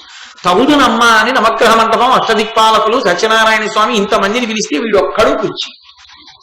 నీకు గౌరవం భక్తి ఉంటే ఇంతమంది వస్తున్నారండి పెద్దవాళ్ళు, కుర్చీ ఎందుకండి, నేను గడప అవతల కూర్చుంటే ఆ దోషం రాదు అని గడప అవతల కూర్చో. నిజంగా కూర్చోలేకపోతే దోషం ఏం లేదప్పుడు. అక్కడ ఎందుకు? మండపం పక్కన, మండపం పక్కన కూర్చుంటారు. పెళ్లి జరిగేటప్పుడు చూడండి, సర్వమంగళాదేవతని పిలిచి కొబ్బరి బొండం మీద మంగళసూత్రాన్ని పెట్టి పూజ చేస్తుంటారు. దిక్కుమాల కాల్చిన పెద్దరికం, ఒంటికి వయసు వచ్చిందని చెప్పులు వేసుకుని పెద్దవాళ్ళు కుర్చీలు వేసుకుని కూర్చుంటారు అక్కడ. ఎందుకని? ఏం కనపడకపోతే, నువ్వు చూడకపోతే కాలిపోయింది అక్కడ క్రతువు. నువ్వు చూడకపోతే వచ్చిన నష్టం ఏమిటి? సర్వమంగళాదేవతని ఆరాధన చేస్తుంటే చెప్పులు వేసి కూర్చుంటావా? అదే నీ పెద్దరికం. ఎందుకు నువ్వు పీటల మీద అక్కడ చెప్పులు వేసుకుని సెల్ ఫోన్లు పట్టుకుని ఫోటోలా? జరుగుతున్నది సర్వమంగళాదేవత యొక్క పూజ. ఆ పిల్ల జీవితం దాని మీద ఆధారపడిందా? ఆ మంగళసూత్రం ఉంటే కదా ఆ పిల్ల గౌరవం, ఆమె బతుకంతా దాని మీద ఆధారపడిందా? కనీసం నీకు భక్తి లేకపోతే దయ లేదు ఆ పిల్ల మీద? కారుణ్యం ఉండద్దు ఆ పిల్ల చల్లగా ఉండాలని? చెప్పులు ఇప్పి వేదిక మీదకి వెళ్ళలేవు. పోనీ అంత కూర్చోలేకపోతే కింద కూర్చోవచ్చుగా, ఎందుకు వేదిక మీద? అసలు పెళ్లిలో వేదిక మీద కూర్చోబెట్టకపోతే అమ్మ బాబోయ్ పెద్దరికం ఇంకేనా ఉన్నట్టే. కాబట్టి అక్కడే కూర్చోవాలి కుర్చీలు వేసుకొని, కింద కూర్చోకూడదు. క్రతువు చక్కగా చూడడం, అక్షతలు వేరు. కూర్చుని చూద్దాం అనుకున్న కన్నా పేరాశ ఇంకొకటి లేదు పెళ్లిలో. ఏమీ కనపడదు. చుట్టూ ఉన్న వాళ్ళు సెల్ ఫోన్లు అట్టు నిల్చుంటారు. వీడికి ఏం కనపడతాయంటే ఫోటోలు తీసుకునేవాడి పృష్ఠభాగాలు కనపడుతుంటాయి. శ్రద్ధ లేని స్థితి ఎక్కడి నుంచి వస్తాయి? ఫలితాలు రమ్మంటే రావు. సా శ్రద్ధ గణితా సిద్ధి ఆ వస్తుపలభ్యతే. కాబట్టి నేను భారతం చెప్పట్లేదు అనుకోకండి, భారతమే చెప్తున్నాను. కాబట్టి ధర్మరాజు గారు శ్రీకృష్ణ భగవానుని యందు అంత ఆదర బుద్ధి చూపించాడంటే కృష్ణుడు కొరగట్లేదు, ధర్మరాజు కొరుగుతోంది. నీ మనసుని బట్టి, నీ అధ్యవసాయాన్ని బట్టి, నీ మనసుకి ఉన్నటువంటి పరిపక్వతని బట్టి భగవద్ అనుగ్రహము ప్రసరిస్తుంది. కాబట్టి ఇప్పుడు కృష్ణ భగవానుని కూర్చోపెట్టి ఆయనని పరమ పూజనీయంగా మాట్లాడితే కృష్ణుడు అన్నాడు, పూజ్యుడ వెల్ల వంశముల భూపతులందును ధర్మ నిర్మల ప్రాజ్య విభూతి నద్ది విజపాలకు అట్టిదా నీకయొప్పే సామ్రాజ్యము దైవ సంపదయు మానుష సంపద పేర్మికావునన్ యాజ్యుడవిపుడు నీవు భారతాన్వయ భూషణ ధర్మనందన. ఓ ధర్మనందన, నువ్వు భారతాన్వయ భూషణ. ఆ కౌరవంశంలో జన్మించినటువంటి వాళ్ళందరిలోకి కూడా చాలా విశేషమైనటువంటి కీర్తి పొందినటువంటి వాడా, పూజ్యుడ వెల్ల వంశముల భూపతులందును అన్ని వంశాలలో పుట్టినటువంటి రాజులలోకెల్లా పూజనీయుడైనటువంటి వాడా, ధర్మ నిర్మల ప్రాజ్య విభూతిన దివిజపాలకు నట్టిడ నీకయొప్పే. దేవేంద్రుడు దేవతలందరికీ ప్రభువై ఉన్నటువంటి ఆ స్థితి కన్నా కూడా ఇప్పుడు సార్వభౌమపదమనందు కూర్చుని సమస్త రాజరాజన్యులను గెలిచినటువంటి నీ గొప్పతనం చాలా విశేషమైనది కదా. సామ్రాజ్యము దైవ సంపదయు మనుష సంపద పేర్మికావునన్. ఇది మనిషికి ఉండవలసి. ఎందుకు రాజసూయం జరుగుతుందో చెప్తున్నాడు. సామ్రాజ్యము, ఇప్పుడు నీకు సామ్రాజ్యం యావత్ ధరణి నీది. దైవ సంపదయు, ఇన్ని ఉండి చేద్దామన్నా దైవానుగ్రహం ఉండాలి. నీకు దైవానుగ్రహం ఉంది.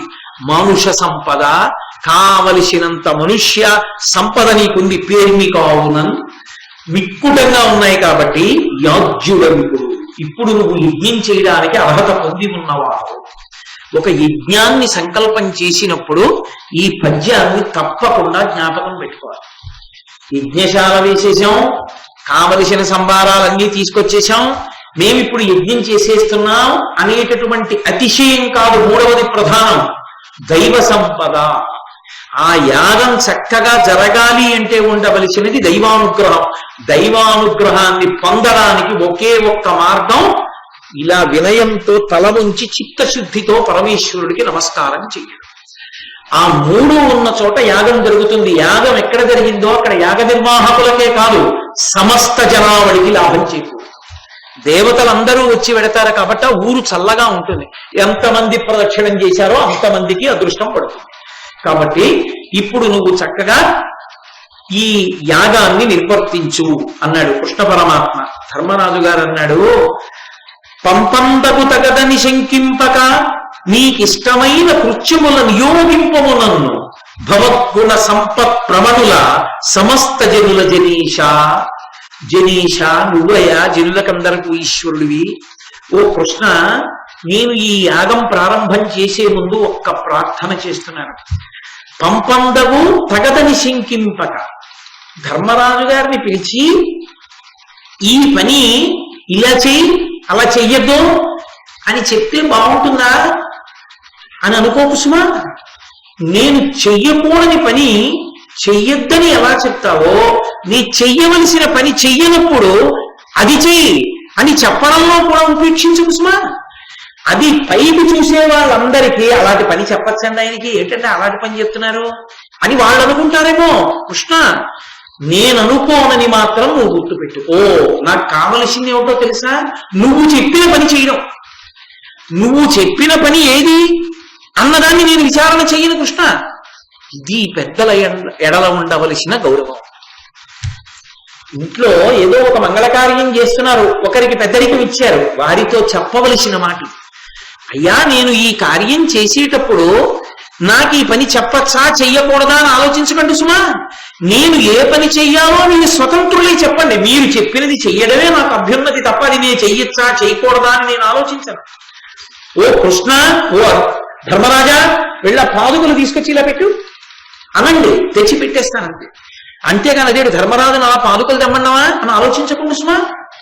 నాకు పాత్రత అన్నది దేని వల్ల నిలబడుతుంది? మీ అనుజ్ఞను పాటించడం వల్ల.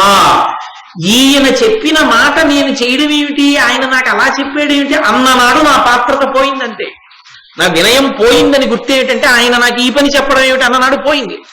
కాబట్టి ఏ పని చెప్పాలని మీరు ఆలోచించద్దు, మీరు ఏ పని చెప్తే నేను వచ్చేస్తాను. అంతేకాదు, నేను పీటల మీద ఉంటాను, యాగం చేస్తూ ఉంటాను. మీరు ఎవరినో పిలిచి ఏదో కార్యం చేయించవలసి రావచ్చు, నువ్వు వెళ్ళక్కడ ఆ పని చెయ్యి, వాళ్ళకి ఇది పెట్టు అనవలసి రావచ్చు. మీరు అలా అనుకున్నప్పుడు ఒక్కటి గుర్తుపెట్టుకోండి, మీ యందు మీ గుణముల యందు ప్రీతి కలిగిన వారిని మాత్రమే వినియోగించండి. ఇది ధర్మరాజు యొక్క అభ్యర్థన. ఎందుకని? నా మనసు ఖేదపడుతుంది. మీరేమిటో మీ గౌరవం ఏమిటో తెలియని ధూర్తుడు ఎవడైనా అక్కడ కనపడ్డాడు కదా అని మీరు పిలిచి ఏమో వెళ్ళి కొంచెం అని చెప్పు అంటే నువ్వు వెళ్ళి చెప్పకూడదా అన్నాడు అనుకోండి, వాడు కృష్ణుడి గౌరవం తెలియక. నాకు పీటల మీద కూర్చునున్నా లేచి వచ్చి వాడిని నిగ్రహించలేను, కానీ నా శరీరం కుతకుతలాడిపోతుంది. నేను చేస్తున్న యజ్ఞము అవమానమైపోయినట్టే. మీరు అవమానింపబడకూడదు ఇక్కడ. కాబట్టి మీ గుణములు శ్లాఘించే వాళ్ళని, మీ గౌరవం ఏమిటో తెలిసున్న వాళ్ళకి ఏ పని ఏది చెప్పాలన్నా చెప్పండి. ఎంత ప్రేమతో చెప్పాడో చూడండి. నాన్నగారండి ఎవరిని పిలిచే వాళ్ళని పిలిచి చెప్పకండి పని. ఇదిగో ఈ నలుగురిని చూపిస్తున్నాడు మీకు. నాన్నగారు నేను పీటల మీద ఉంటాను కదా కన్యాదానం చేస్తూ, నాన్నగారండి ఎక్కడైనా మీరు ఇది చేయించాలనుకుంటే వీళ్ళ నలుగురిలో ఎవరినైనా పిలిచి చెప్పండి. ఎవరిని పడితే వాళ్ళకి చెప్పకండి. తెలియక మీరు నా తండ్రిని తెలియక మిమ్మల్ని ఎవరన్నా అధిక్షేపిస్తే నా మనసు అక్కడ నిలబడదు నాన్నగారండి. మహాసంకల్పం జరుగుతున్నా కొత్త ఉడికిపోతుంది. కాబట్టి మిమ్మల్ని తెలిసిన వాళ్ళకే పని చెప్పండి అన్నాడు అనుకోండి కొడుకు.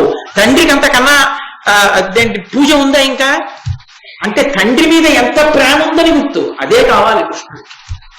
ఉంటే కదండి పైకి వచ్చేది. మెట్ట వేదాంతం అని మాట ఉంటుంది, మనసులో ఉండాలి కానీ పూజ ఎందుకండి అంటాడు. నీ కొడుకు మీద ప్రేమ ఉండాలి కానీ వాడికి అన్నం పెట్టడం ఎందుకండి, వాడికి బట్టలు కొనడం ఎందుకండి? ఆగుతావా? నీ కొడుకు మీద ఉంటే వాడికి బట్టలు కొంటున్నావు, వాడికి మోటార్ సైకిల్ కొంటున్నావు, వాడికి మంచి అన్నం పెడుతున్నావు. ఎక్కడో హైదరాబాద్ లో ఉంటే కొత్తపల్లి కొబ్బరి వచ్చాయిరా అని చెప్పి అట్టపెట్టిలో పెట్టి బస్సుకిచ్చి పంపిస్తున్నావు. నీ కొడుకు అయితే ప్రేమ అయితే చేస్తావా? ఈశ్వరుడికి అయితే మనసులో ఉంటే చాలా. కొడుకు కూడా పెట్టుకో మనసులో. కొడుక్కి పెడతాట, ఈశ్వరుడికి పెట్టట. మెట్టవేద అంటే లేదని చెప్పడు, ధూర్తతనం, వాదన, అక్కర్లేని విషయాల్లో ప్రవేశించడం. కాబట్టి మహానుభావులు ధర్మరాజు మాట్లాడేటంటే అంత అందంగా అని చెప్పి నకులుణ్ణి పిలిచి నువ్వు స్వయంగా వెళ్ళి పెద్దనాన్నగారు ఉన్నారు ధృతరాష్ట్రుడు, పెద్దనాన్నగారిని, తాతగారు ఉన్నారు భీష్మాచార్యుల వారు, అన్నదమ్ములున్నారు దుర్యోధన దుశ్శాసనులు, అంతేకాదు మహాపూజనీయులు ఎవరు కనపడితే ఉత్తర క్షణంలో మనం వారికి ఎడం చేతి వైపు మన కుడి చేతి వైపున ఉంచి తిరగాలో అంతటి మహాపూజనీయులైనటువంటి ద్రోణాచార్యుల వారు, కృపాచార్యుల వారు ఉన్నారు. వాళ్ళు మన గురువులు. వాళ్ళకి శుభలేఖ వేసి ఏదో కబురు చేయడం కాదు, నువ్వు స్వయంగా వెళ్ళి రథాలు పట్టుకెళ్ళి వాళ్ళని ఎక్కించి తీసుకురా. మీరు వచ్చేయండి అని చెప్పడం కాదు, ఒకరిని తీసుకెళ్లడంలో అంత గౌరవం ఉండాలి. అది గౌరవం అంటే, అది మర్యాద అంటే. దానికి ప్రసన్నుడయ్యేది గురువు. నువ్వు మిగిలిన వాళ్ళని రమ్మని కబురు చేశాడు. ఎవరిని? సమస్త ధరామండలమనందున్న చాతుర్వర్ణముల వారిని రమ్మన్నాడు. ఒక్క పెద్దనాన్నగారు, తాతగారు, గురువు గారు అని మాత్రం నకులా నువ్వు దగ్గర ఉండాలి. వాళ్ళని రథం ఎక్కించు. వాళ్ళు కూర్చున్నారా? క్షేమంగా భద్రంగా ఉన్నారా? ఇప్పుడు నువ్వు దగ్గరుండి తీసుకురా. దగ్గరుండి చెయ్యి ఇచ్చి దింపు. దింపి తీసుకొచ్చి విడిదిలో దింపు. ఎందుకని? వచ్చిన వాళ్ళు మహాత్ములు. గురువుగారు వచ్చేటప్పటికి నేను ఎక్కడో ఉండొచ్చు, కానీ నా ప్రతినిధిగా, నా తమ్ముడిగా నువ్వు ఉండి దింప. అది అన్నదమ్ములంటే. కాబట్టి నువ్వు వెళ్ళి స్వయంగా తీసుకురా. బయలుదేరాడు నకులుడు, తీసుకొచ్చాడు ధృతరాష్ట్రుడిని, తీసుకొచ్చాడు దుర్యోధన దుశ్శాసనుల్ని, వాళ్ళ యొక్క మిగిలినటువంటి సోదరుల్ని, భీష్మాచార్యుల వారిని, ద్రోణాచార్యుల వారిని, కృపాచార్యుల వారిని అందరినీ తీసుకొచ్చాడు. ధర్మరాజు గారు వెళ్ళాడు. భీష్మాదులందరూ వచ్చి కూర్చున్నారు ఉచితాసనముల మీద. అందరి దగ్గరికి వెళ్ళి 2 చేతులొగ్గి నమస్కరించాడు. అది పెద్దల పట్ల గౌరవం అంటే. ఉగ్గి నమస్కరించి ఒక మాట అన్నాడు, నీ అనుగ్రహమున చేయంగ గడగితి ఇమ్మహాధరంబు నిమ్మితోడా దీని నిందరును అనూనంబుగా భూని పెంపు మెరసి నిర్వహింపవలయు. నేను రాజసూయం చేస్తున్నాను అనుకోకండి, మీ అందరి అనుగ్రహం నా చేత రాజసూయం చేయిస్తోంది. కాబట్టి మీ అందరూ కూడా ఈ యాగ నిర్వహణ నా చేత జరిపించి నన్ను కృతకృత్యుణ్ణి చెయ్యండి అని వాళ్ళకి పెద్దరికం ఇచ్చాడు. పెద్దరికం ఇచ్చి ఎవరెవరు ఏ కార్యములను చూస్తూ ఉండాలో చెప్పాడు. ఎందుకని పెద్దరికానికి ఒక నియమం ఉంటుంది. అడగలేదనుకోండి చెప్పరు, అడగకుండా చెప్పకూడదు, అది మర్యాద. అనవసరపు పెద్దరికం. తీరా చెప్పిన తర్వాత మాకది అలవాట్లేదండి అన్నాడు అనుకోండి, ఏమైపోతావు? ఈ పెద్దరికం కాలిపోతుంది. ఎందుకు అక్కర్లేని పెద్దరికం నీకు? అందుకని అడగకుండా చెప్పకూడదు. మహానుభావుడు స్వామి హనుమకి తెలుసు, మతంగ మహర్షి ఉన్నటువంటి ఋష్యమూక పర్వతం మీదకి వెళ్ళిపోతే వాలి చచ్చిపోడు, సుగ్రీవుడు చచ్చిపోడు, వాలి అక్కడికి రాడని తెలుసునా చెప్పలేదు. సుగ్రీవుడు పరిగెడుతున్నాడు, బాను పరిగెత్తాడు. భూమండలం అంతా తిరిగి వచ్చేసాడు. తిరిగి వచ్చేసిన తర్వాత ఆఖరణ ఓ సందర్భంలో అడిగాడు వాలి, సుగ్రీవుడు, ఏమి ఎందుకు చెప్పలేదు ఈ విషయం ముందే నాకు అడిగాడు. నువ్వు అడగలేదు కదా. అడగాలి. పెద్దల దగ్గరికి వెళ్ళినప్పుడు అడిగి నిమంత్రణం చేసుకోవాలయ్యా, మీరు మాకు ఈ కార్యాన్ని మీరు లేని నాడు ఎలా జరుగుతుంది, మీరు నిర్వహించండి అని చెప్పాలి. కాబట్టి భీష్మునికి ద్రోణునికి ఇచ్చాడు అధికారం. ఇది పెద్దరికం అంటే. మహాభారతాన్ని చూసి నేర్చుకోవాలి. భీష్మద్రోణులకి ఈ పనులు చెయ్యండి అని చెప్పలేదు, కార్యాకార్యముల యందు ఆజ్ఞ చేసే అధికారము ఇది. ఎందుకని? ఇంటి పెద్దవాడు, వంశ పెద్ద తాతగారు భీష్మాచార్యుల వారు. తాతగారు మీ పని ఏమిటో తెలుసా? అలా కూర్చుని కార్యాకార్యముల యందు శాసనం. ఒరే ధర్మజా ఈ పని చెయ్యి, ఒరే ధర్మజా ఈ పని చెయ్యకు. ఈ రెండిటిని చెప్పడం మీ అధికారం. కులమునందు తన కుటుంబమునందు పెద్దవాడైన భీష్ముడికి అధికారం ఇచ్చాడు, గురువైన ద్రోణుడికి అధికారం ఇచ్చాడు. గురువు అధికారి అలా చెప్పడానికి. గురువు గారు మీరు కూడా కార్యాకార్యముల యందు నన్ను ఆజ్ఞాపించండి, ఇది చెయ్యి ఇది వద్దు మీ ఇష్టం. మీరిద్దరూ ఎవరైనా చెప్పారనుకోండి, ఇప్పుడు ఎందుకులేండి అన్న మాట నేననే సమస్య ఉండదు. అందుకని మీది కార్యాకార్యముల యందు ఆజ్ఞ. దానమునందు నేను ఎవరికి ఏది దానం చెయ్యాలి, ఎంత దానం చెయ్యాలి, ఎవరి పాత్రత ఎంత, ఎవరి అర్హత ఎంత, ఎవరికి ఎంతంత నేను ఇవ్వాలి నిర్ణయించే అధికారం కృపాచార్యుల వారిది. ఎందుకని? అపాత్రులకు దానం వెళ్ళకూడదు. పాత్రత అపాత్రత నిర్ణయించగలిగిన వాడు గురువు. కాబట్టి కృపాచార్యుల వారికి ఇచ్చాడు. ఎవరికి ఎంత దానం చెయ్యాలో మీరు చెప్పండి, అంత దానం చేస్తాను. పదార్థ వినియోగం విదురుడు. ఎందుచేత? మహాధర్మాత్ముడు, నీతి విశారదుడు. కాబట్టి యజ్ఞం జరిగేటప్పుడు ఏ పదార్థం ఎంత వెయ్యాలో అంత వెయ్యాలి. ఎందుచేత అంటే అందులో గమ్మత్తు ఉంటుంది. సందర్భాన్ని బట్టి, సమయాన్ని బట్టి, వాడవలసిన పరిస్థితుల్ని బట్టి, అక్కడ ఉన్న పరిస్థితుల్ని బట్టి పదార్థాన్ని మారుస్తారు. ఒక యాగం చేసేటప్పుడు యాగ సంకల్పానికి యాగం జరిగే రోజుకి మధ్యలో ఆ యజ్ఞం చేస్తున్నటువంటి కర్త, యజమాని శత్రువుల యొక్క బాధని ఎదుర్కొంటున్నాడు అనుకోండి, ఆ వాడే పదార్థంలో ఒకటి కలుపుతారు. అది ఏమిటో ఇప్పుడు మీకు నేను ప్రకటనంగా చెప్పవలసిన అవసరం లేదనుకోండి, ఎందుకంటే ఎవరికి వాడు ఎవరినో శత్రువుగా భావించి యాగాలు మొదలెడితే లేరుకొనుకోవడం. ఒక ప్రత్యేక పదార్థాన్ని కలిపి పదార్థంతో యాగం చేస్తారు. యాగం చేస్తే శత్రువులు పడిపోతారు, వాళ్ళు బలహీనులైపోతారు, వాళ్ళు ఇక విజయం సాధించలేరు. ఆ పదార్థాన్ని వాడతారు యజ్ఞంలో. అది నీతి శాస్త్ర విశారదుడైనటువంటి విదురుడికి తెలుసు, ధర్మబుద్ధి కలిగినటువంటి వాడు. తెలిసి వాడడం తప్పు. ఎందుకో తెలుసా? నాకు ఇవాళ ఎవరినో చూసి కోపం వచ్చి వాడు నా శత్రువుని ప్రకటించేశాను అనుకోండి, యాగం చేసేశాను, వాడు పడిపోయాడు, దెబ్బతిన్నాడు. ఆ తర్వాత వాడిని చూడడానికి వెళ్ళా సంతోషంగా. వాడు, ఏమయ్యా 2 రోజులు 3 రోజుల నుంచి నీ దగ్గరికి రాలేకపోయాను. ఎందుకు రాలేకపోయానో తెలుసా? ఈ ఇబ్బంది వల్ల రాలేకపోయినా. బాగా జరుగుతోందా యాగం అని అడిగాడు. అయ్యయ్యో, వాడు నా మీద కక్ష పెట్టుకున్నాడు అనుకున్నాను, పాపం ఇంత ఇబ్బందిలో ఉన్నాడా అని బాధపడ్డాడు. ఇప్పుడు ఏం చేయాలి? చెయ్యి దాటిందా? అందుకే అలా చెయ్యొచ్చు, చెయ్యకూడదు, అటువంటి తప్పుడు పని చేయకూడదు. ఇప్పుడు ఇంతవరకు అవసరం. ధర్మాధర్మములు తెలిసిన్నవాడు తప్ప పదార్థ వినియోగం చేయడానికి అధికారి కాడు. అందుకే విదురుడికి ఆ అధికారం ఇచ్చాడు. ఇచ్చి కానుకలు ఉంటాయి.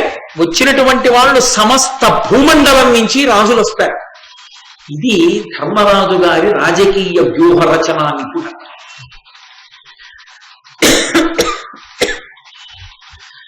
ఆ వచ్చిన రాజులు ఎన్నో కానుకలు తెస్తారు.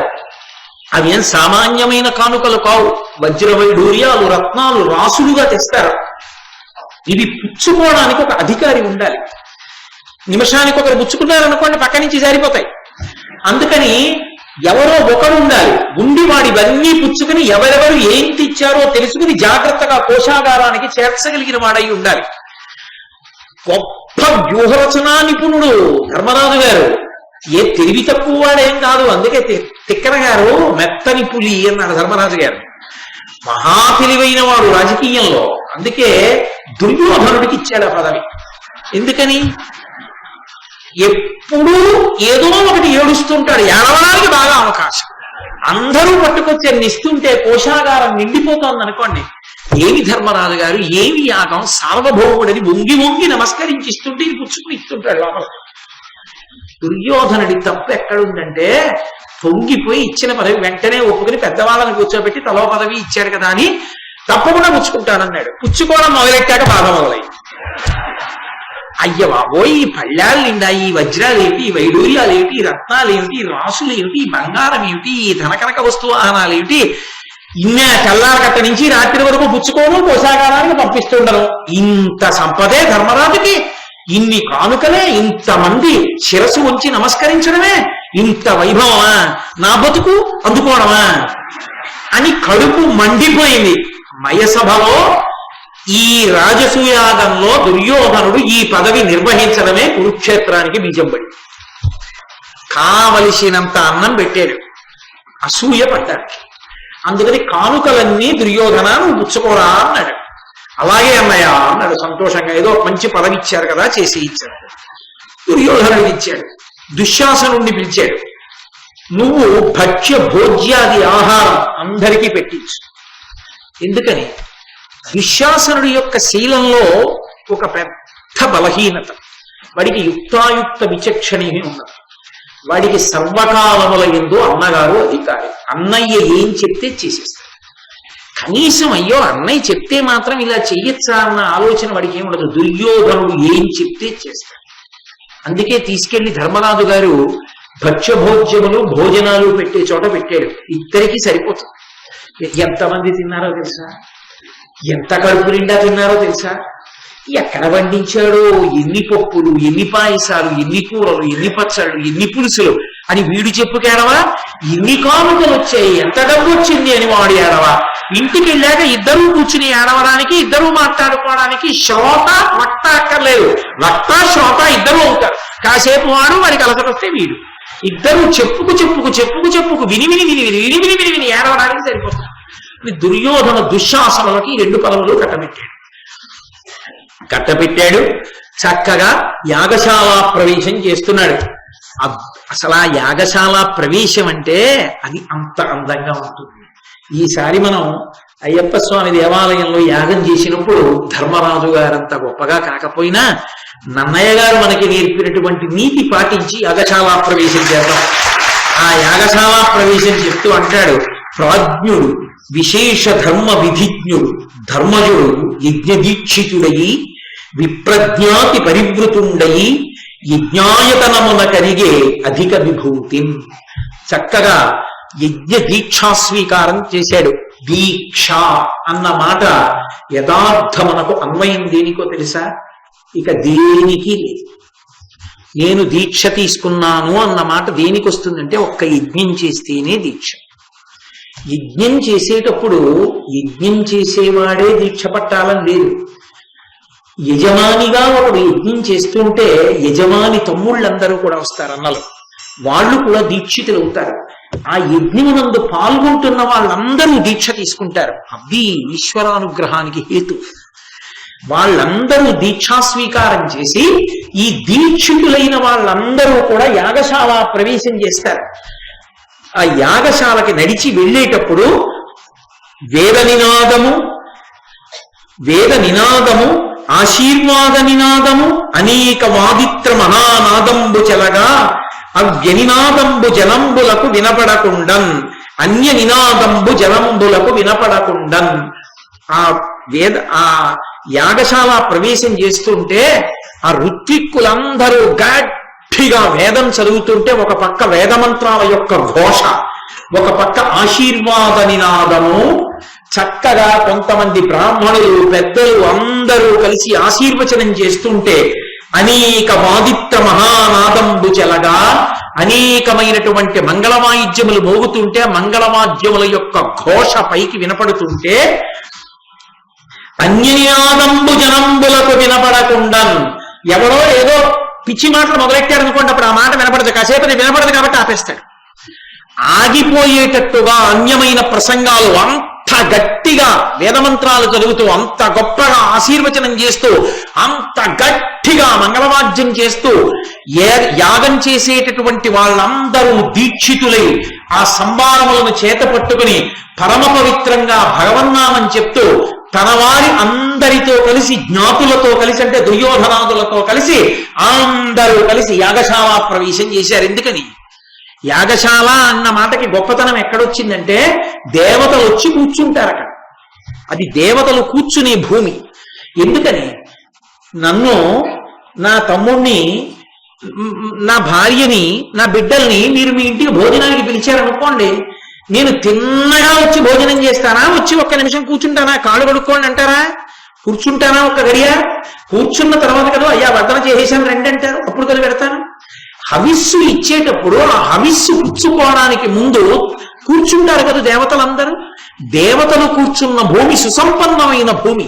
మరి గోమయం చేత అలికి అలా సిద్ధం చేస్తారు దాన్ని.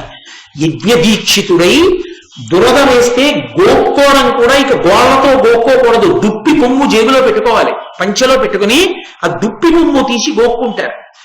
అలా యజ్ఞదీక్షితుడై ఇంత మంగళధ్వనితో ఆ యాగశాల ప్రవేశం చేశాడు ధర్మరాజు గారు. ఆ ఋత్విక్కులందరినీ వరించాడు. మూర్తీభవించిన అనంత వేదాల వంటి వారైన పైల ధౌమ్యులు ఋగ్వేద తంత్రాన్ని నిర్వహించేటటువంటి ఋత్విక్కులుగా. అసలు వాళ్ళ దర్శనం చాలండి, వాళ్ళ పేర్లు వినడం చాలు. యాజ్ఞవల్క్యుడు యజుర్వేద తంత్రాన్ని నడిపే ఆధ్వర్యుడుగా, వేదవ్యాసుడు ప్రధాన ఋత్విక్కైన బ్రహ్మగా. ఏ వేదవ్యాసుడు మహాభారత రచన చేశాడో ఆ వేదవ్యాసుడే బ్రహ్మగా ఉన్నాడు యజ్ఞానికి. అందుకే మహాభారతం ఇతిహాసం. పాత్ర అని నేను అన్నాను అనుకోండి, అది కాల్పనికము, అది కల్పింపబడినది, కృతకము, రచింపబడినది అని గుర్తు. ఇతిహాసం అంటే ఇతిహాసం, ఇది ఇట్లాగే జరిగినది. అందులో వ్యక్తి అనాలి, పాత్ర అనకూడదు. వ్యాసుడు వ్యక్తి, భీముడు వ్యక్తి, ధర్మరాజు గారు వ్యక్తి, ధర్మరాజు గారు పాత్ర అనకూడదు. పాత్ర అంటే అది ఎవడో కల్పించాడు, ఎవడో నాటకం వేశాడు కాదు, అది అలా జరిగింది యథార్థంగా. కాబట్టి వేదవ్యాసుడు కూడా అందులో ఒక వ్యక్తి. కాబట్టి వేదవ్యాసుడు ప్రధాన ఋత్విక్కైనటువంటి బ్రహ్మగా, అందులో వీళ్ళందరికీ వేద విభాగం చేసి మహానుభావుడు ఆయనే ఇచ్చాడు వేదం. ఎంత మురిసిపోతాడు ఈ శిష్యుల్ని చూసుకుని గురువు గారు. సుసాముడు సామవేద తంత్రాన్ని నడిపే ఋత్విక్కుగా ఈ నలుగురి యొక్క పుత్ర శిష్య సమూహాలతో, మళ్ళీ ఈ నలుగురి యొక్క కొడుకులు, నలుగురి యొక్క శిష్యులు, వీళ్ళందరూ కలిసి మైత్రావరుడు, అచ్చావాకుడు మొదలైన వారు సహాయ ఋత్విక్కులుగా, నారదాది బ్రహ్మర్షులు సదస్యులుగా అంటే వచ్చి కూర్చుని చూసేటటువంటి వారు, భీష్మాది రాజర్షులు సహాయులుగా, భీష్ముడు మొదలైనటువంటి రాజర్షులందరూ కూడా యాగ నిర్వహణకి సహాయం చేస్తున్నారు. అన్ని విధాలా సమగ్రమై 6 వేదాంగాలైన శిక్షా వ్యాకరణాదులతో నిండినదై సంపూర్ణమైనటువంటి దక్షిణలతో యజ్ఞం చేసేటప్పుడు దక్షిణ ఇవ్వడము వెనక్కి తీయకూడదు. ఎక్కడ సుసంపన్నమైన దక్షిణతో యజ్ఞం జరుగుతుందో ఆ యజ్ఞము పురుష రూపాన్ని ధరించి వెళ్ళి ఇంద్ర సభలో నిలబడుతుందని చెప్పి మీరు మొన్న తెలుసుకున్నారు. కాబట్టి సంపూర్ణ దక్షిణతో కూడినదై ధనధాన్య సమేతమై జగన్నాథుడైన శ్రీకృష్ణునిచే రక్షితమై సర్వ ప్రజలకు ఆనందకారకమై ఆ యాగం ప్రారంభమైంది. ఒక యాగం జరుగుతుంటే ఆనాడు శ్రీరామాయణంలో బాలకాండలో దశరథ మహారాజు గారు పుత్రకామేష్టి చేస్తున్నప్పుడు, అశ్వమేధయాగం చేస్తున్నప్పుడు సరయూ నది ఒడ్డున వేసినటువంటి పెద్ద పెద్ద పందిళ్లలో కొన్ని వేల మంది ఎక్కడ చూసినా 2 మాటలట, ఇక వద్దు చాలు, ఇక వద్దు చాలు, బ్రేవమని త్రేణిస్తూ బయటకు వచ్చేవారట. అలా కొన్ని లక్షల మంది వస్తుండేవారు, తింటుండారు, పెడుతుండేవారు. ఆ ధర్మరాజు గారి మంత్రులు చెప్పారు, కోశాగారం అంతా ధాన్యంతో, పప్పులతో, నీతితో, నూనెతో నిండిపోయి ఉంది. ఎన్ని లక్షల మంది తిన్నా పర్వాలా. 4 దిక్కులకు వెళ్లి తమ్ముళ్ళు అంత ఐశ్వర్యాన్ని తీసుకొచ్చారు. ఇంతమందికి భోజనాన్ని తయారు చేస్తున్నారు, వడ్డిస్తున్నారు. వాళ్ళందరూ సంతోషంగా తింటున్నారు. ఒక పక్క భోజనాలు అవుతున్నటువంటి కోలాహలం, వాళ్ళందరూ సంతోషాన్ని పొందుతున్నారు. ఆ జరుగుతున్నటువంటి యాగాన్ని చూడడానికి పెద్దలైనటువంటి నారదుడు మొదలైనటువంటి దేవర్షులు వచ్చారు. భీష్మాచార్యుడు వంటి రాజర్షి మహానుభావుడు, ఆయనే ధనస్సు పట్టుకుంటే ఎవడు ఆపగలడు ఆయన్ని. అటువంటి భీష్మాచార్యుల వారు పెద్దవాడై సహాయకుడై కూర్చునున్నాడు. ద్రోణుడు, కృపాచార్యుడు, గురువుగారులు కూర్చునున్నారు. మహానుభావులైనటువంటి వేదవ్యాసుడు బ్రహ్మస్థానంలో కూర్చున్నాడు. సుశిక్షితుడై పరమభక్తితో చెయ్యడానికి ధర్మరాజు గారు తన తమ్ములతో, జ్ఞాతులతో కలిసి యజ్ఞదీక్ష తీసుకుని యాగం చేస్తున్నాడు. అసలు నిజంగా మీరొక్కసారి మనసుతో ఊహించండి, ఎంత కన్నుల పండుగగా, ఎంత సంతోషంగా, అంత జన కోలాహలంతో ఎంత ఆనందంగా జరిగిందో ఆ యాగం. అలా జరుగుతుంటే మహామఖమునందు అగ్నిముఖంబున విపుల మంత్రాహుతి వితతి చేసి సకల దేవతలను సంపూర్ణ దక్షిణ దానోత్సవంబున ధరణిసురులు సముచిత సత్కార శత సహస్రంబుల అఖిల రాజన్యులు అభిమతాన్నదానంపు పెంపున ధరణీజనంబులు తద్దయు తృప్తులై ధర్మచరితు అనఘు ధర్మతనయు అనుజ సమన్వితు సంస్తుతించి అధిక సమ్మదమున అని కురుప్రభులకు అట్లు వైశంపాయనోక్తమైన కదరసోత్కటముగా. వైశంపాయనుడు మహానుభావుడైనటువంటి జనమేజయుడికి చెప్తున్నటువంటి భారత కథ.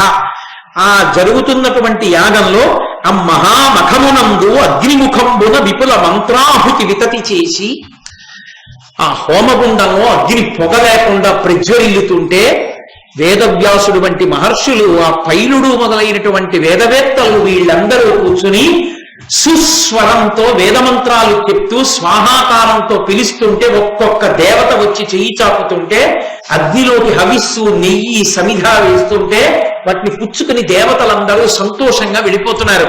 ఇంత గొప్ప మంత్రాలు స్వాహాకారంతో చెవుల్లోకి వినపడుతుంటే సకల దేవతలను సంపూర్ణ దక్షిణా దానోత్సవంబున ధరణిసురులు దేవతలందరూ అలా ప్రసన్నులైతే ఒక పక్క వచ్చినటువంటి బ్రాహ్మణులందరికీ కృపాచార్యులు వారు వారి వారి శక్తిని బట్టి ఎంతంత దానం చెయ్యొచ్చని నిర్ణయం చేశారో దానికి కొన్ని రెట్లు దానం ధర్మరాజు గారు చేస్తుంటే మహానుభావుడు ధర్మరాజు గారు ఏమి రాజసూయ మహాయాగం చేశారయా, వచ్చినందుకు మంచి దక్షిణ దక్కిందని బ్రాహ్మణులు సంతోషపడిపోయి దక్షిణ పట్టుకు బయలుదేరుతుంటే సముచిత సత్కార శత సహస్రంబుల అఖిల రాజన్యులు, ఒక్కడు కాదు ఇద్దరు కాడు కొన్ని లక్షల మంది రాజులు, అంతమంది రాజులు అంత డాంబికంగా వాళ్ళ వేషాలు ధరించి మెడలో దారాలు వేసుకుని వాళ్ళందరినీ కూడా ఒక పక్క సత్కార సభ జరుగుతుంటే ఎక్కడెక్కడ నుంచో వచ్చినటువంటి రాజుల్ని ప్రీతి పురస్సరంగా వాళ్ళకి తగినటువంటి సత్కారం చేసి వాళ్ళని పంపిస్తుంటే ఇంతమంది రాజులు కూర్చుంటే వాళ్ళ రథాలు, వాళ్ళ ఏనుగులు, వాళ్ళ గుర్రాలు, వాళ్ళ యొక్క సైనికులు వీళ్ళందరూ కూడా భోజనాలు చేసి సంతోషంగా నిలబడుంటే ఆ ఏనుగుల ఘీంకారాలు, ఒక పక్క గుర్రాలు చేసేటటువంటి సకిలింపులు, సైనికుల యొక్క సంతోషం, ఏమి యాగానికి వచ్చాం, ఏమి ధర్మరాజు, ఏమి అద్భుతం, అబ్బా రాజుగారు నన్ను తీసుకొచ్చారు, మనం అదృష్టవంతులంరా అంటుంటే ఎక్కడ చూసినా ఎదురుగుండా అన్ని లక్షల మంది రాజులతో ప్రాంగణం నిండిపోతే వాళ్ళకి సత్కారం జరుగుతుంటే అభిమతాన్న దానంబు పెంపున ధరణీజనంబులు, ఆ వచ్చినటువంటి సామాన్య జనులందరికీ కూడా వాళ్ళ కోర్కెలు తీరేటట్టుగా కొంతమందికి బట్టలు పెడుతున్నారు, కొంతమందికి ఆభరణాలు ఇస్తున్నారు, కొంతమందికి ఏవో కావలసినటువంటి ఆ వృత్తి విద్య చేసుకోవడానికి కావలసినటువంటి సంభారాలు ఇస్తున్నారు. ఆ వచ్చిన ప్రతివాడు ఏదో ఒక కానుక పుచ్చుకుని ఆ కానుకని చూసి ధర్మరాజు గారు ఎంత గొప్ప కానుక ఇచ్చాడ్రా, ధనం ఉన్నందుకు ఇది కదు నారదుడు మొదట చెప్పాడు, ధనం ఉన్నది ఎందుకయ్యా, దత్త సుఖము, దాన్ని దానం చెయ్యాలి, సుఖం అనుభవించాలి, ఉన్నది ఆ కోశాగారంలో పెట్టుకు దాచుకోలేదు, వచ్చిన వాళ్ళందరికీ వృత్తింపులకు ఇస్తున్నాడు, బ్రాహ్మణులకు ఇస్తున్నాడు, సామాన్య జనులకు ఇస్తున్నాడు, రాజులకు సత్కరిస్తున్నాడు. ఇంతమందిని ఇన్ని రకాలుగా సత్కరిస్తుంటే ప్రజలందరూ మురిసిపోయి ఆ సంభారాలు పట్టుకుని వెళ్ళిపోతుంటే వీళ్ళకి ఇవి ఇవ్వమని కృపాచార్యుల వారు నిర్ణయం చేస్తుంటే తదనుగుణంగా దాన ధర్మాలు జరుగుతుంటే తద్వయ తృప్తులై ధర్మచరితు వాళ్ళందరూ పరమతృప్తితో అబ్బా ఎటువంటి యాగానికి వచ్చాం అని అంత దూరం కనుచూపు మేర జనం, ఒక పక్క భోజనాలు చేసేవాళ్ళు, వస్తున్న వాళ్ళు, భోజనాలు కడుతున్న వాళ్ళు, ఆ వాహనాలకి ఆ జంతువులకి కావలసినటువంటి గ్రాసం, సత్కారం పొందుతున్న రాజులు, వెళ్లి ధర్మరాజు గారికి నమస్కారం చేసేవాళ్ళు, కానుకలు కట్టేవాళ్ళు, పుచ్చుకుంటున్న దుర్యోధనుడు, ఓ పక్క భోజనాలు, ఓ పక్క భీమసేనుడు, అబ్బబ్బబ్బ ఈ 5 పాండవులు, శ్రీకృష్ణ పరమాత్మ, భీష్మాచార్యుల వారు, ద్రోణాచార్యుల వారు, కృపాచార్యుల వారు, కర్ణుడు, అశ్వత్థామ, కన్నుల పండుగ, ఏమి తేజోమూర్తులని మురిసిపోయి జనులందరూ వీళ్ళని చూస్తుంటే ఏమి ధర్మచరితుడు, నడవడి అంతా కూడా ధర్మమే కదా, అంతటి మహానుభావుడి ధర్మరాజని,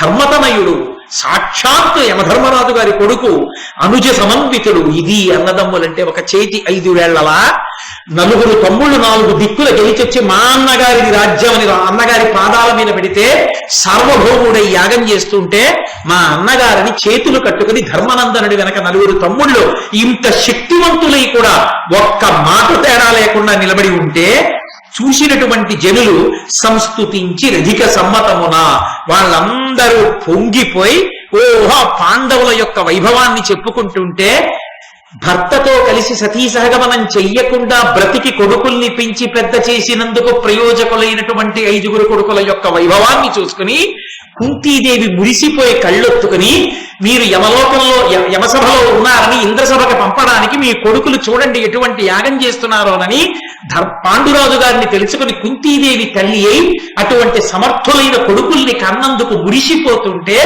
విదురుడు వచ్చి వాళ్ళ ధర్మాన్ని చూసి పరవశించిపోతూ అమ్మా నీ కన్న కడుపు పండిందంటుంటే ఆ అనుజ సమన్విత సంస్తుతించిరధిక సమ్మదమున అని కురుప్రభువున కట్లు వైశంపాయనోక్తమైన కథ రసోత్కటముగా బ్రహ్మాండంగా చెవుల కింపుగా వింటే భారతం వినాలనేటట్టుగా ఆ యాగం జరిగినటువంటి విధి విధానాన్ని కన్నులకు కట్టినట్టుగా మనమే ఆ యాగమంటపంలో కూర్చున్నంత ఆనందం కలిగేటట్టుగా మహానుభావుడైనటువంటి వైశంపాయనుడు జనమేజయుడికి చెప్తుంటే జనమేజయుడు మా వంశంలో మా తాతలు ఇటువంటి యాగం చేశారా అని నోరు తెరిచి పరమానందంతో వింటున్నారయా అన్నాడు.